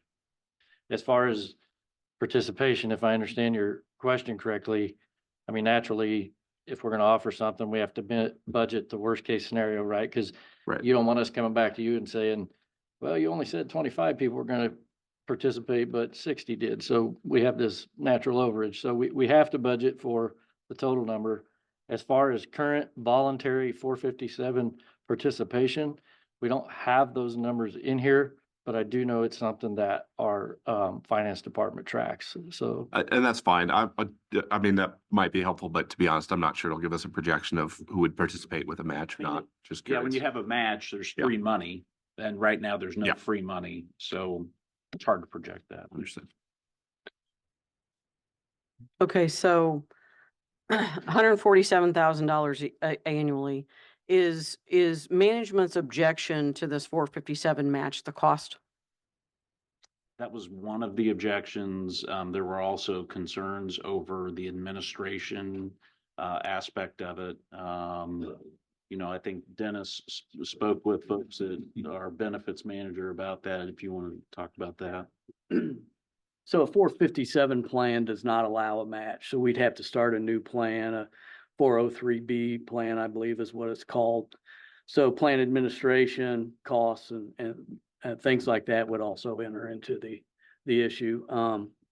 But, you know, what the fact finder had recommended was that if you're going to consider it, there should be a trade-off. And for us, $450,000 to $500,000 trade-off, we didn't have anything worth trading at that point unless we were going to cut benefits, and we didn't feel like our workforce necessarily was interested in that. Okay, so $147,000 annually, and you're now saying a $400,000 or $500,000 trade-off. I'm not tracking on that one.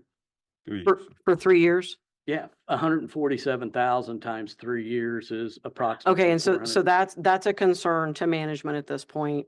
But do you know what the mean salary is of the new senior executive office that has either is being hired, the CAO position? Do you know what the mean salary, the posted salary of that position is? Not off the top of my head. $234,000? Yeah, that sounds about right. Okay, and so that's for one employee, right? And this would cover roughly, well, 173 or to whatever the number is, right? And so that's just something that management has mean, weighed. You're right. I mean, but you could cherry pick any information like that, Rose, you know. We're It- right, it- but I mean, it's just- but I will tell you that, and I think you guys know, because you read the fact finders report too. You know, we talked about executive compensation, and the fact finder actually said that it was more of an optics issue and sort of from a public policy standpoint, right? And that's something we have to be concerned about.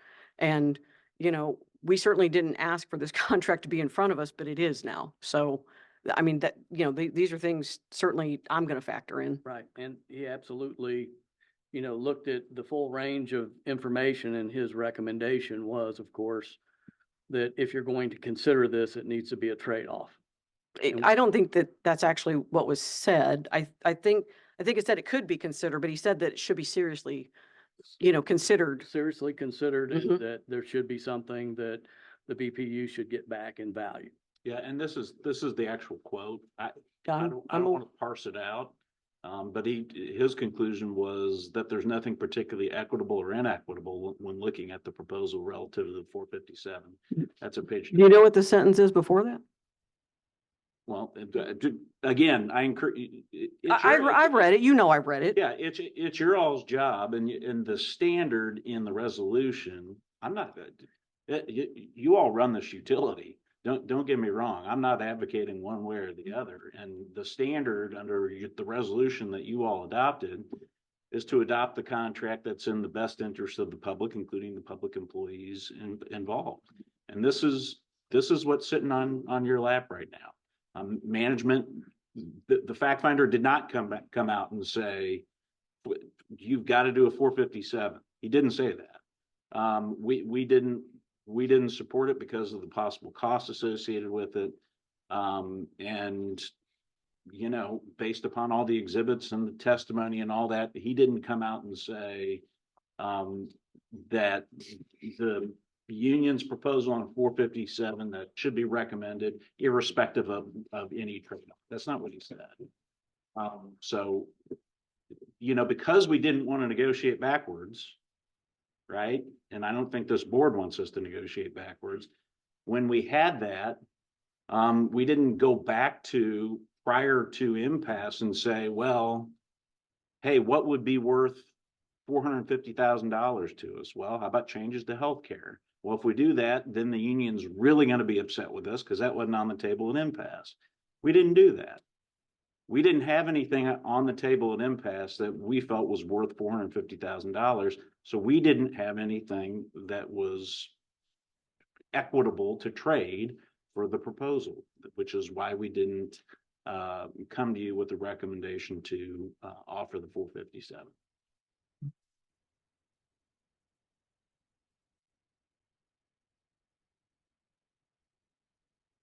It was brought up that on vacation, that the BPU had 0 vacation during the first year.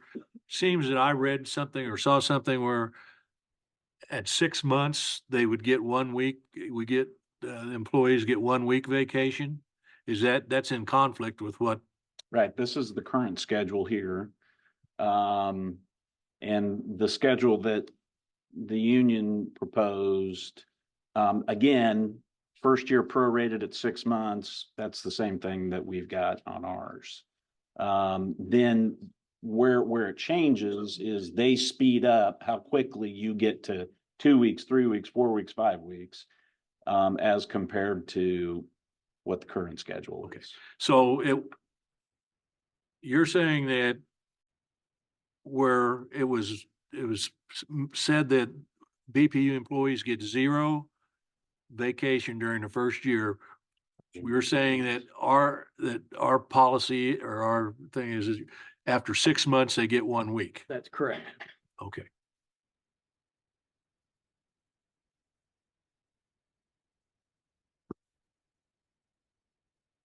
On the retroactivity piece. And I did find the emails that everybody was talking about, so I'm happy to quote from them. Oh, if you could just send them to Chris, that would be great. Thank you. But just for everyone here in the room, Dennis did say prior to the vote on the 9th, he said that retroactivity may be off the table if it isn't ratified. In a communication from me to Scott Brown on December the 15th relative to the bonus, it was affirmatively represented that the bonus would not be on the table if it wasn't ratified. So I will submit those to Chris May for the record. Okay. Yeah, So of course. go ahead, Stevie. Okay, my question is regarding the side letters. Okay, what was the issue with not accepting the agreement from the union regarding the side letter? So the primary issue was when the fact finder considered both on-call and call-out, the proposal from management was to implement both systems. When Darren McNew and Mike Fergus went and at the request of Alan Dixon per his email of November 15th, 2023, and had this side meeting, while this team was working on typing up the settlement agreement, what they came back with was on call wasn't going to be implemented. It was just going to be call out. And on call would only be implemented if call out failed. Well, that's not what the fact finder recommended. That was the primary hangup. Thank you. Management felt that both systems were critical to ensuring appropriate staffing. And quite frankly, our discussion was that on call, because most of our on call or missed calls, and Jeremy can speak to this, occur over the weekends. Because during the week, you know, usually there are holdovers, things like that. Is that right, Jeremy? Yeah. And if you've got an on-call crew on the weekends, then the only time you're calling somebody out on the weekends who doesn't know that they're going to be in the queue is if you need a second crew, and that doesn't happen that often. So that was our major hangup. We've got the quotes. I've got these emails too, where the November 15th, 2023 email, which I'll give to Chris May, as well as the December 6th, 2023 email. The one from Alan Dixon that says, while we're working on the settlement agreement, we'd like to possibly get some movement on some of the items. He tells Dennis, who's in charge of the negotiations, that I am working with Darren and Mike on percentage overtime, on-call, and bonus LOUs. Dennis replied back after the weekend saying the call-in / on-call policy and bonus LOUs must be agreed upon. So Dennis was clear to Dennis from his communications that whatever got worked out was going to have to be agreed to by our committee. And then this was followed up on December 6th, 2023, prior to the vote, where Dennis reiterated what it was that we agreed to relative to those folks going off working on language. And that the ultimate final language still had to come back to our management team for ratification. Thank you.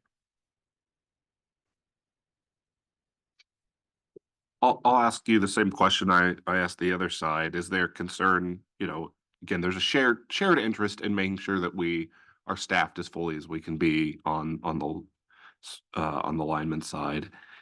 Is there a concern that, having seen the tentative agreement voted down, we can speculate on the reasons, but it sounds like it's been presented as part of that is discomfort with the on-call call-out language. Is there concern on the part of management that moving ahead and trying to implement that language as was voted on will have a negative impact on retention and recruitment of a position we're already understaffed on? I'll defer to Jeremy Ash on that question. Well, I think you've heard from Alan and Scott, and I'm probably from a number of people here that, yeah, they don't want the on-call. I think we've always acknowledged the fact that that's been part of the consternation here. Do I think the on-call is going to affect the retention? Was that your? Right now, we're staffed at maybe a 2/3 level. I think that's a shared interest, right, in addressing that. Are we worried about the impact of this on our ability? Do I worry about it? I mean, I think there may be a person or two or three, I don't know, that are teetering on the edge, and if they get on-call implemented in their department, maybe they do look for something else. But I also think there's a number of people that say, well, if I have an on-call schedule, I know which weekends I have to be available and the rest of them I don't. So it's going to limit or reduce some of the time that I'm expected to perform as well. And I guess I would say, and the quotes from the fact finder say this as well, that you can't take the on-call and call out in isolation. You also, and we recognize that does place a burden on these employees. We've said all along that our staffing isn't where we want it for our linemen. And so we coupled that with compensation, right? You get a retention bonus. You get, when you do get called in on the weekends, you're not getting paid time and a half, you're getting paid double time. When you're on call, whether we call you in or not, you get 4 hours of straight time pay. And our feel, and what was ultimately the recommendation of the fact finder is, we still have to staff the line side, and the on-call and call-out, he felt, were critical components of that, but you had to couple it with the compensation to make it work so that it wouldn't be untenable for those employees. So when they did come in, they were being very handsomely compensated. So we really felt like the package that we put on the table relative to, that's a lot of money we're putting on the table to basically ask our employees to be available to come in when we need them to come in. And so that's where we didn't demand that in the absence of offering what we felt was fair compensation for those asks. Thank you. And then I was also going to ask along those same lines as the other side as well. If you all would speak to that, again, the discrepancy and sort of how we're calculating, are we looking at 30%? Are we looking at 450 out of 500-ish calls are responded to? And, you know, why? I think there's different ways of calculating a similar thing, but, you know, why you've taken your approach to that. Right, so, you know, that sheet that you saw is a sheet that's similar used in all of our departments. I think Alan would probably acknowledge we've, over the last few years, have identified ways to work together to change the way some of the tracking that we're doing and, you know, make that a little bit more comfortable for everybody. But Alan explained it correctly. You know, if you come in and work tonight from, you know, 8 to midnight and you're 4 hours of time and a half, on the sheet, it's going to show up as though you worked 6. It's just mathematically the way they track it. Is it the best? Probably not.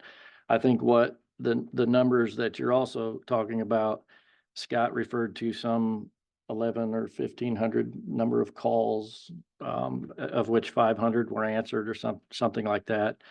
So, you know, if we needed a 3-person crew like we described earlier, and we had to take 10 calls to get it, that 10 goes into that 11 or 1,500 number. And those 3 go into that 500 and something number, even though those 3 only account for 1 job that had to be done. They don't account for 500 jobs that had to be done. They account for 1. Is it a perfect scenario? No. The onus is on BPU to track all of that stuff. It's not a shared tracking mechanism with the union, and it's an administrative function in every department at BPU that deals with CBA covered folks. What we track is the number of times you're called, the number of times you answered, and we turn that into a percentage. Everybody in the same working class, let's just say, you know, use the lineman, that's who we're picking on. You know, so we'll take those number of people, here's the total number of calls that employee 1 through 5 answered, how many times they were called, we come up with a percentage, then we aggregate that percentage as a work group. Make sense? Yep. Thank you. So, yeah, so that's the other thing about the sheet too. So like if we call somebody and they answer the phone, they say, no, I can't come in. And we move on to the next one. They get charged the hours that the crew worked. I don't know that that's perfect, but it's the way we keep the tracking equitable. And somebody doesn't say, hey, I'm not going to answer the calls all winter and I'm going to turn them down. And then, you know, I'm just going to sit at the top all the time when the weather's good. And I'm going to take all those calls and I'm going to go back to not answering. So there are instances on the call-in sheet where time is applied to the total, even though those hours weren't worked, so that we can keep the order correct. And we don't get a flip-flop lopsided order of call. So the on-call, is that for a weekend, a weekend? That's what's being proposed. That's correct. And when does that start? Close the business on Friday, To open a business on Monday. open business on, and you said they get guaranteed 4 hours. Four straight pay hours a day, so 8 hours for the weekend. Plus So it's whatever they 4 come hours in. for each, 4 hours for each day, Correct. 8 hours. And then if they're required to come in and respond to something, they get paid double time for however many hours they work on top of that. Thank you. I had a question on the retroactivity, going back to that for a second. And Dennis, this is probably a question for you. Did the non-union BPU employees receive a percentage wage increase in 2023? Yes. They did. And when was that distributed to employees? Not till, well, this was actually for 2022. Our 22 wage increase was not distributed till November of 23, and it was made retroactive back to July 1st of 2023. So our 2022 wage increases were paid 6 months after what you would typically do, even with the retro. Gotcha. Thank you. What would the side letter have to include for the BPU to be favorable? Well, the one that was ultimately presented to the membership was favorable to us. Really, again, the main hangup was the fact that it came back and said, we're not going to do on call unless call out percentages drop below the level identified. And that was not part of the fact finders report. That was never previously part of management's proposal. That's what came back from that committee. And that was not acceptable to the broader management team. It still concerns me that we're here because of how many votes? 3 votes? That still concerns me. That there would have been a contract had there been 3 or 4 more votes to ratify it. I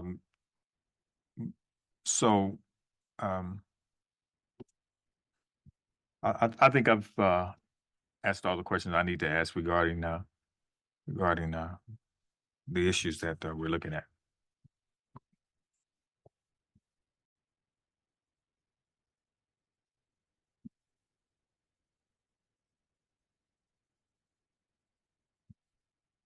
Do we have a copy of the original letter that was agreeable, that was sent out and came back as not being, I believe that's what the union submitted as part of their exhibits. you believe? Yeah, that was in the exhibits that the union provided as part of their submission. That was my Correct, guys? question as well. When I, Yeah.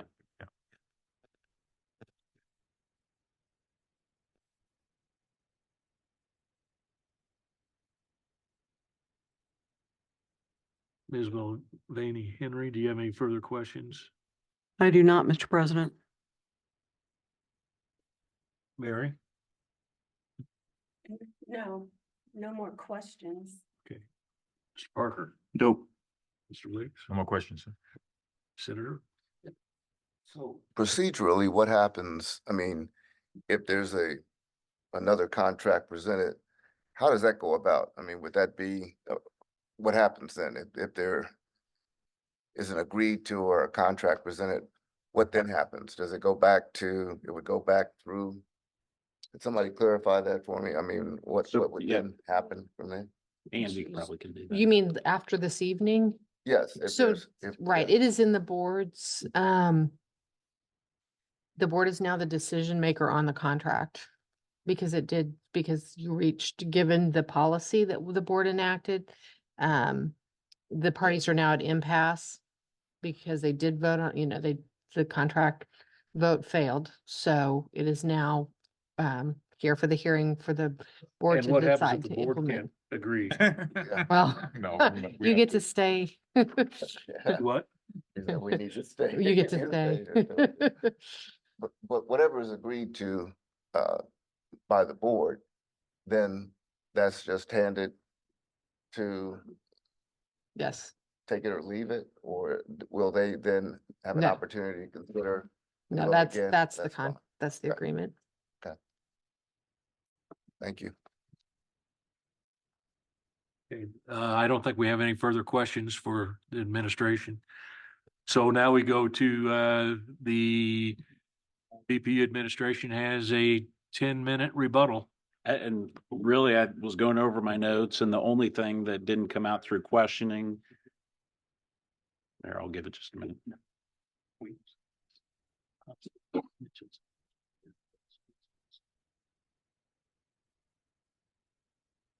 Mr. President, Yes.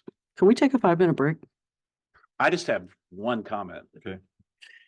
I'll be 30 seconds, if that. This looks like good developments to me, Ryan. I'm just trying to also, Hey, I'm all, Could use a I'm mental all health about break. good development, so. It's- But let me just say this and I'll be done. That the only question that was made by the union that, I don't think we got an opportunity to respond to,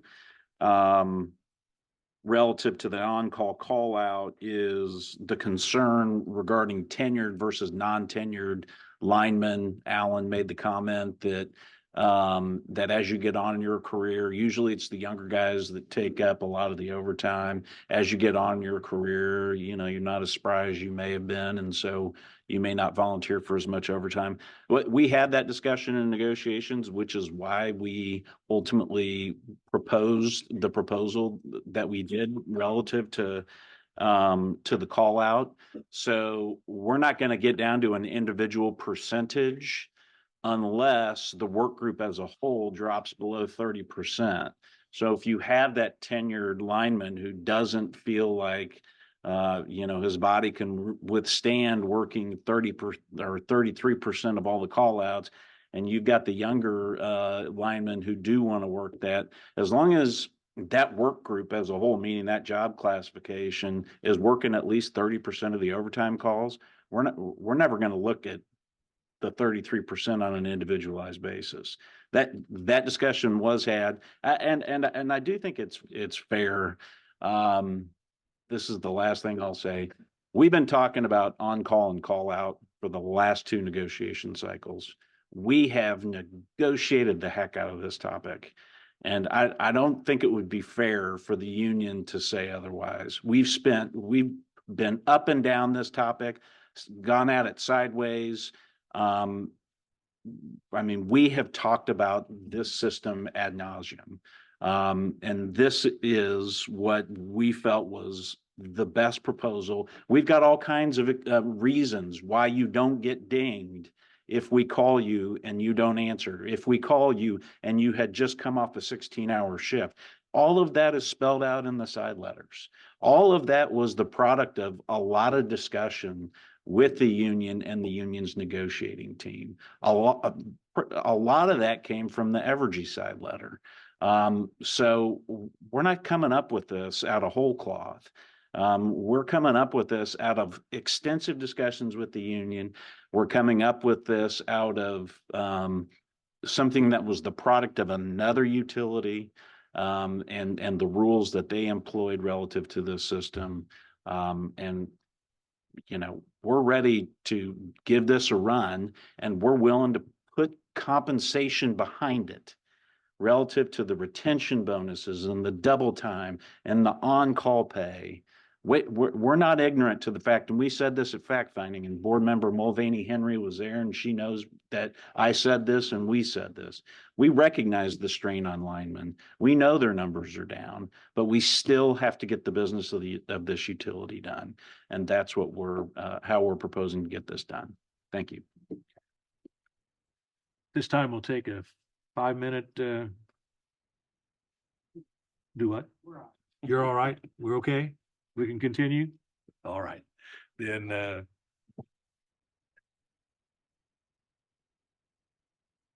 rebuttal? Yeah, Alan Dixon has some comments he wanted to make real quick. So just to be fair, I mean, Scott didn't join us in negotiations until we got to fact finding. So we've been a year in. So I'm going to address some of the issues. You know, Ryan talked about the on-call and percentage overtime, and Scott briefly touched on it. The percentage overtime did come from Evergy. Like he said, it's been in there for 40 years, but they have not in the past 5-6 years used it at all because of their percentage of ratio of linemen. They're down so much, they don't use it. And yet we're being asked to use it, even though the other, probably a handful of years that they've used it, and that's when they were fully staffed. And that's what we're saying. We made a proposal in negotiations. We'll take your percentage overtime, but let's agree on what the staffing has to be to put that burden on those people. That was our proposal. We'll take it, but we would like to have a voice of what's agreeable on staffing to put that burden on those people. So to act like that we're opposed to it, we're not. We just want to have a staff that can carry that load. And then 2, about the money, saying, hey, we're throwing money. BPU didn't give us anything, no retention bonus, no overtime on weekends. The fact finder gave us that. So they're saying that they're giving us this stuff. They didn't give us anything. We had, the fact finder had to come in. And then for the trade-off. He said, you're gonna do the percentage overtime and on-call. We said, okay, but let's work out the details like he said. And that's where there was no negotiating. It's what we want. And if we gotta pay you the retention and the overtime, we're gonna do.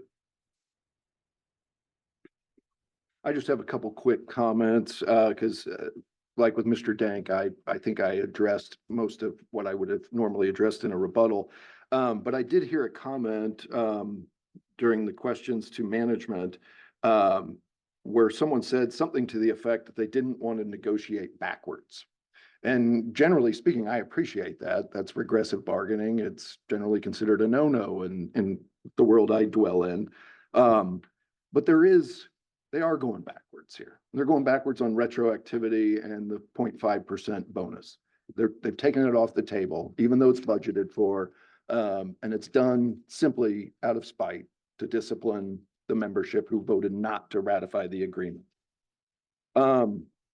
You also saw an email in which Mr. Dumovich informed Mr.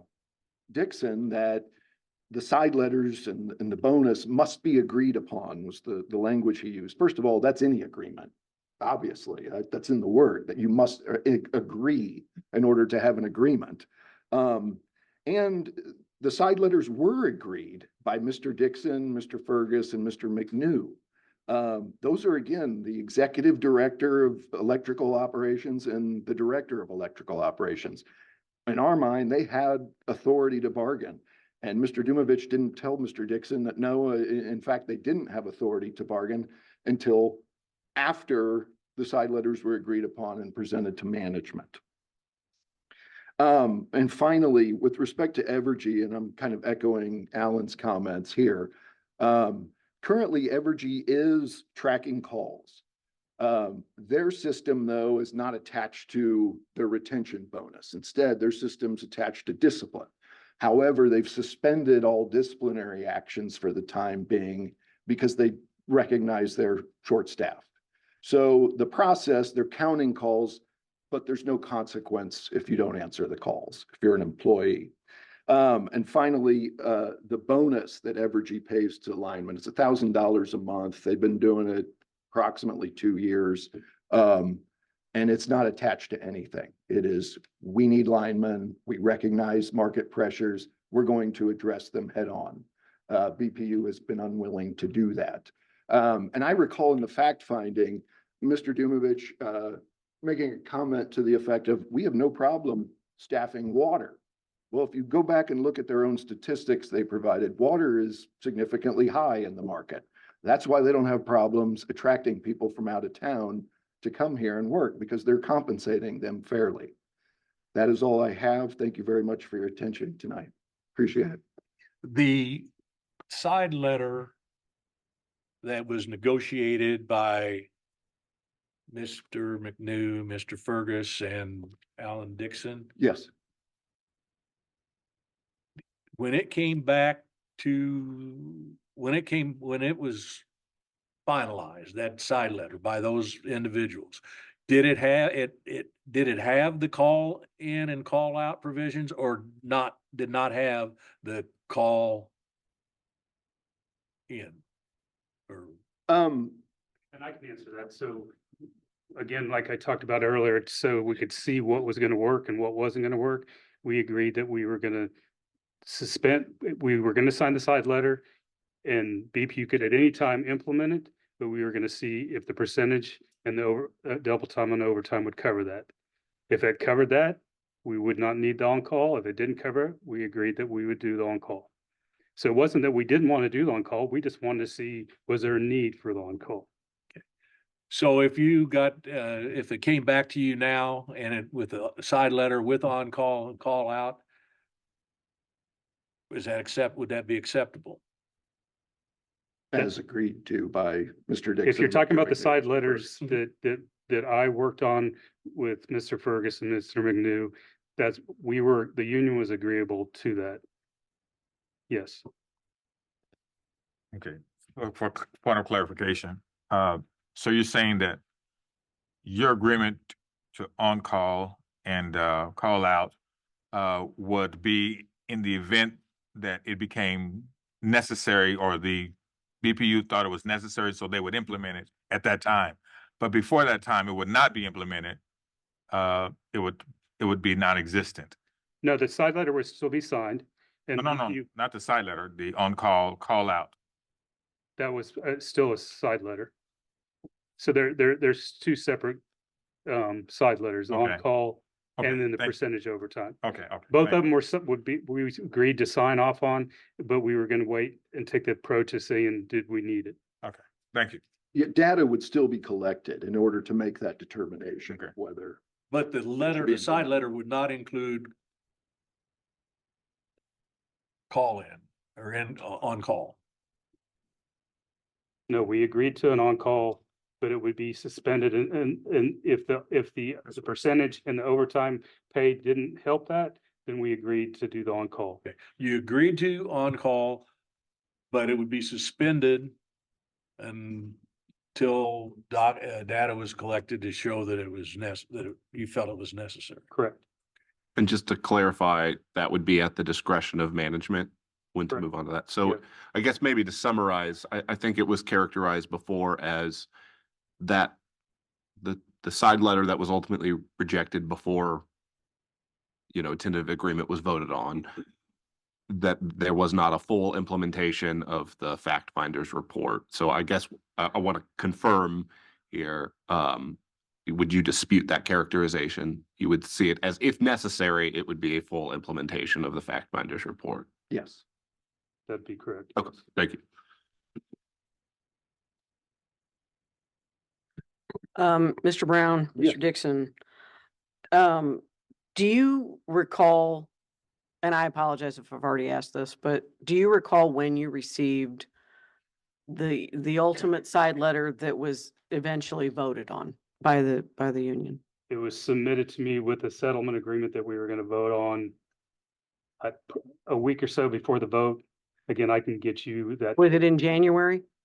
Or was it in December? Do you recall? If it was in December, it'd been the end of December. Like I said, I think it was like just the week prior to our vote. Only because that's what we were waiting on to present, for my information. I had an informational the first week and we were voting on the second week, so it could be the end of December. Okay, and prior to your receipt of the settlement agreement and that letter, were you aware that they were working on a different letter? No, Okay, and so, I mean, I see that Mr. Dumovich's email is December 6th, and so, and I don't know the context. I know they've quoted out some stuff there, but I don't Right. think that was a full. No, right, and we're obviously gonna see that and look at that, but I'm trying to get the timing down here, right? Because the board was notified on December 18th. We were given an update on December 18th. And we were told that there was, potentially going to be a vote that was to occur prior to the end of the year. And I think we were concerned regarding, I'm not a math person, I apologize, 7-ish days before Christmas. I believe Christmas Eve is a paid holiday for the BPU. I could be wrong. It's not. Sorry, my bad. So we were concerned about that. And so I know management agreed to, they were concerned about it as well. And so we brought it into early January. And for time constraints, because I asked to be able to inform the membership to have an informational and the hall availability, there was no way to get it done before the end of the year. Sure. We tried and they agreed to extend it, I think, with your blessing, with the previous board. But I have no problems. And who should I send those? Chris May. Okay, I can send those over. Mr. Dink.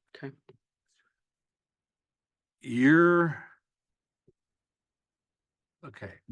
The on-call letter or side letter, the on-call and call out that was agreed to. It had on-call was part of it and call out was part of it. Then it went to this subcommittee and they, as I understand it, put the on-call part of that, they suspended that and only went with the call out. And when that came back to the administration said, no, we want, it only works for us if it's, well, both on call and call out are both represented by this side letter included, and not anything suspended. But did you also understand that it being suspended, if the numbers warranted it, that the administration could implement that on-call provision at any time?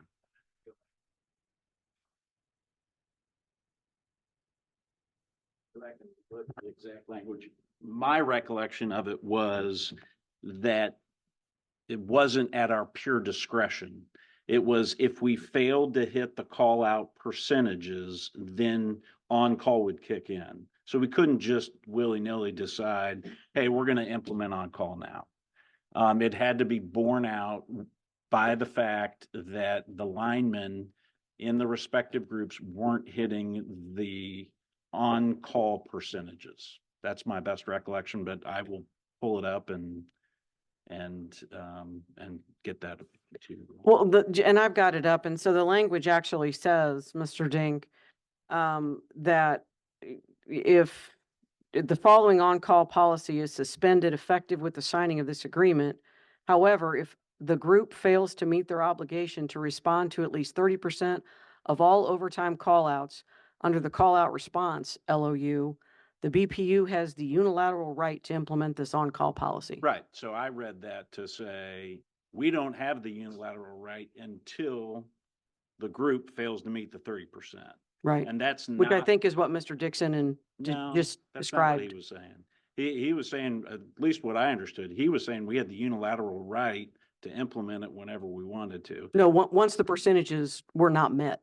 That's exactly what I heard him say. I didn't hear him say it that way, but that was our hang up, was we had to hit, they had to fall short of that 30% mark for the on-call to kick in, and we wanted on-call from day one. And that's what was presented to the fact finder, both on-call and the 30%.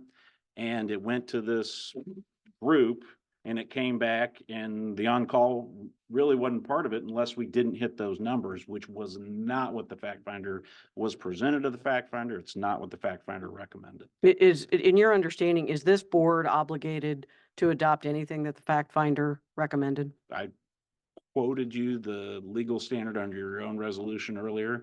It's up to your discretion to adopt what you deem to be in the public interest and in the interest of the public employees.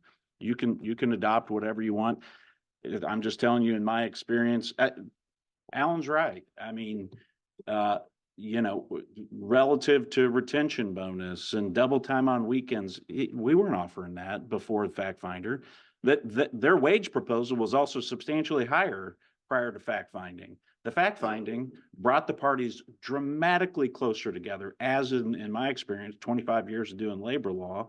It's got a tendency to do when you have a third party come in, tune out all the white noise and get to what the actual facts are. And I think we got pretty damn close enough that there was a vote and you saw that it failed by 3 votes.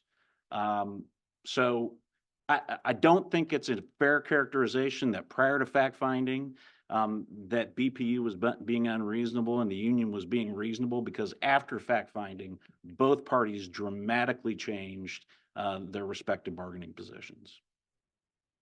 And I apologize. I know we brought you into it, Mr. Dink. Were we finished with questions for Mr. Brown and Mr. Dixon? The final thing was any further board questions with both sides having the opportunity to respond. That's where we're at. Oh, okay. I mean, I just didn't know if we were doing one at a time or No, we're not. just, if you've got any questions of anybody to ask, now is the time to do it in either side and respond. Thank you, Mr. President.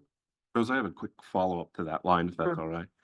I just wanted to know if management could speak to what is the need for the on-call policy if those percentages are being met, right? Because that seems to be where the disagreement is whether or not that can be implemented without those percentages not hitting, what's the rationale for needing that before those percentages would not be hit? So when we had our internal discussions, I will tell you that we thought of the two proposals that the on-call was dramatically more valuable because you had employees who you knew were responded to respond over the weekend, and they were signing up for their 5 respective weekends.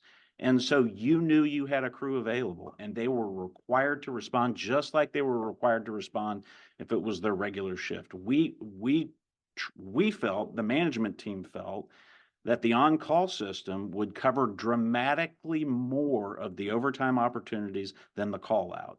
The call-out, we are still having to make phone calls where you can have a miss rate of 70% of people not picking up their phone. When you've got the on-call over the weekends, you're reasonably assured those guys are coming in. You've got that crew, which was essential to us as part of our proposal. And in addition to that, they have the opportunity to trade weekends. So if someone feels that they're not going to be available at no penalty or anything like that, they have the opportunity to trade out completely. Just to elaborate on that, is that, swapping 1 for 1, or if one employee was inclined to pick up an additional one and alleviate that need for the others? Yeah, we had it both ways. They could trade 1 for 1, you could swap shifts, or you could just pick somebody else's shift up. And then lastly, on this point, I think at a previous round here, there was a statement about making sure that the business of the utility is getting done. Can you speak to the ways in which the business of the utility is not getting done without these policies in place? Well, I think Jeremy's probably more the one to speak to that. It goes to, again, to if you're only getting 20 whatever % who were responding to the call outs, but.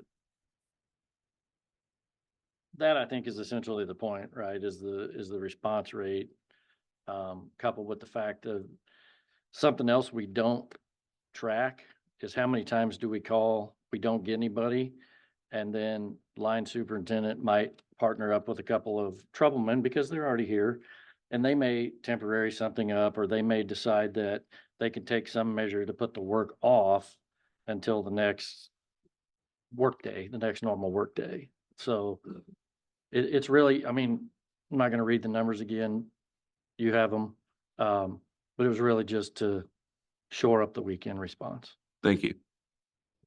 Mr. Ash, Mr. Dink, I don't know who this is for, but can one of you speak to, I think we all would agree that Mr. McNew and Mr. Fergus are directly working with these linemen every day. They have direct responsibility for these linemen, right?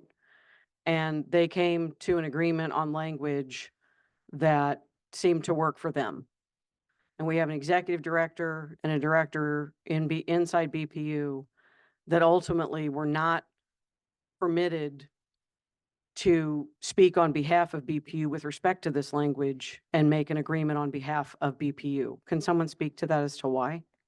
I'll start and I'll let Ryan or Dennis finish because I'll stand here in front of you all today and this whole group of people and say part of that's probably my fault. I talked through that with Darren and Mike and understood that they were trying to schedule a meeting to figure out where the pain points of the process were, and what the major objections to the framework of the on-call was. I will stand here and say I permitted them or gave them the authority to go and have that discussion meeting with Alan. However, what I wasn't a part of, I think, is some meetings that happened with the bargaining committee after the fact of that. That being said, we all know how a committee works. Most of the time it's a majority, right? And I do think that some of what they were able to arrive at makes sense. To me, how can I track anything? How can Darren's team track anything if we're doing it all at once? How can I come back to you and tell you whether the double time is working or if it's just simply a bonus because they're already on call and we're already making them to come in? So the philosophy behind it, I'll stand here in front of my whole bargaining committee and tell you that I think the philosophy behind it was sound. Frankly, the committee, I guess, had, committees or priorities that we had to have, and that was, given more weight than what they did. But again, I don't want anybody to stand up here and push that on Alan, push that on Darren, and push that on Mike, because I was a part of approving them to get together and have those discussions. So, I don't know if there's something that was discussed again at the other meeting when the committee got together. I was out of town. I can't talk about that. so the real problem is, even if you implemented what the union wanted, it would be very difficult to track the necessity of implementing the on-call. Any and everything we ever agree to or give up in a contract negotiation puts a tracking burden back on BPU management. Thank It's you. just the way it is. They don't, Alan doesn't have a team that we share paper with, and they track it and we track it, make sure our numbers are coming to congruence. All of the administrative tracking generally falls on the burden of BPU administration. And the only additional thing I would say is, I mean, we were trying to be a Swiss Army knife, right? We were trying to throw every tool we could at this. Additional pay, retention bonus, double time on weekends, on-call pay, on-call system, call-out tracking.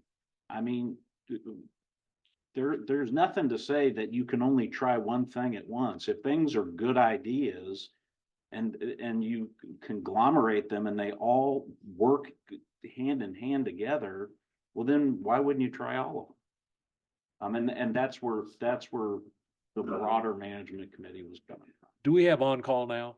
Yes. No. We have call out, but we don't have on-call. Correct. That's correct. The only people on call at this company are supervisory or non-bargaining personnel. We have a group of management employees in 3 different units that they share what they call system duty, and they take it 1 week a month, split by however many of them there are. So for instance, there's 4 line superintendents at the service center. They each get a week a month. Muncie has 6. They get one every 6 weeks.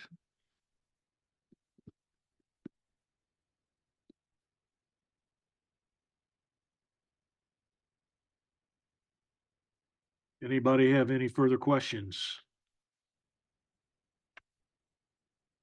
Okay, how does the board wish to proceed? What are the next steps? You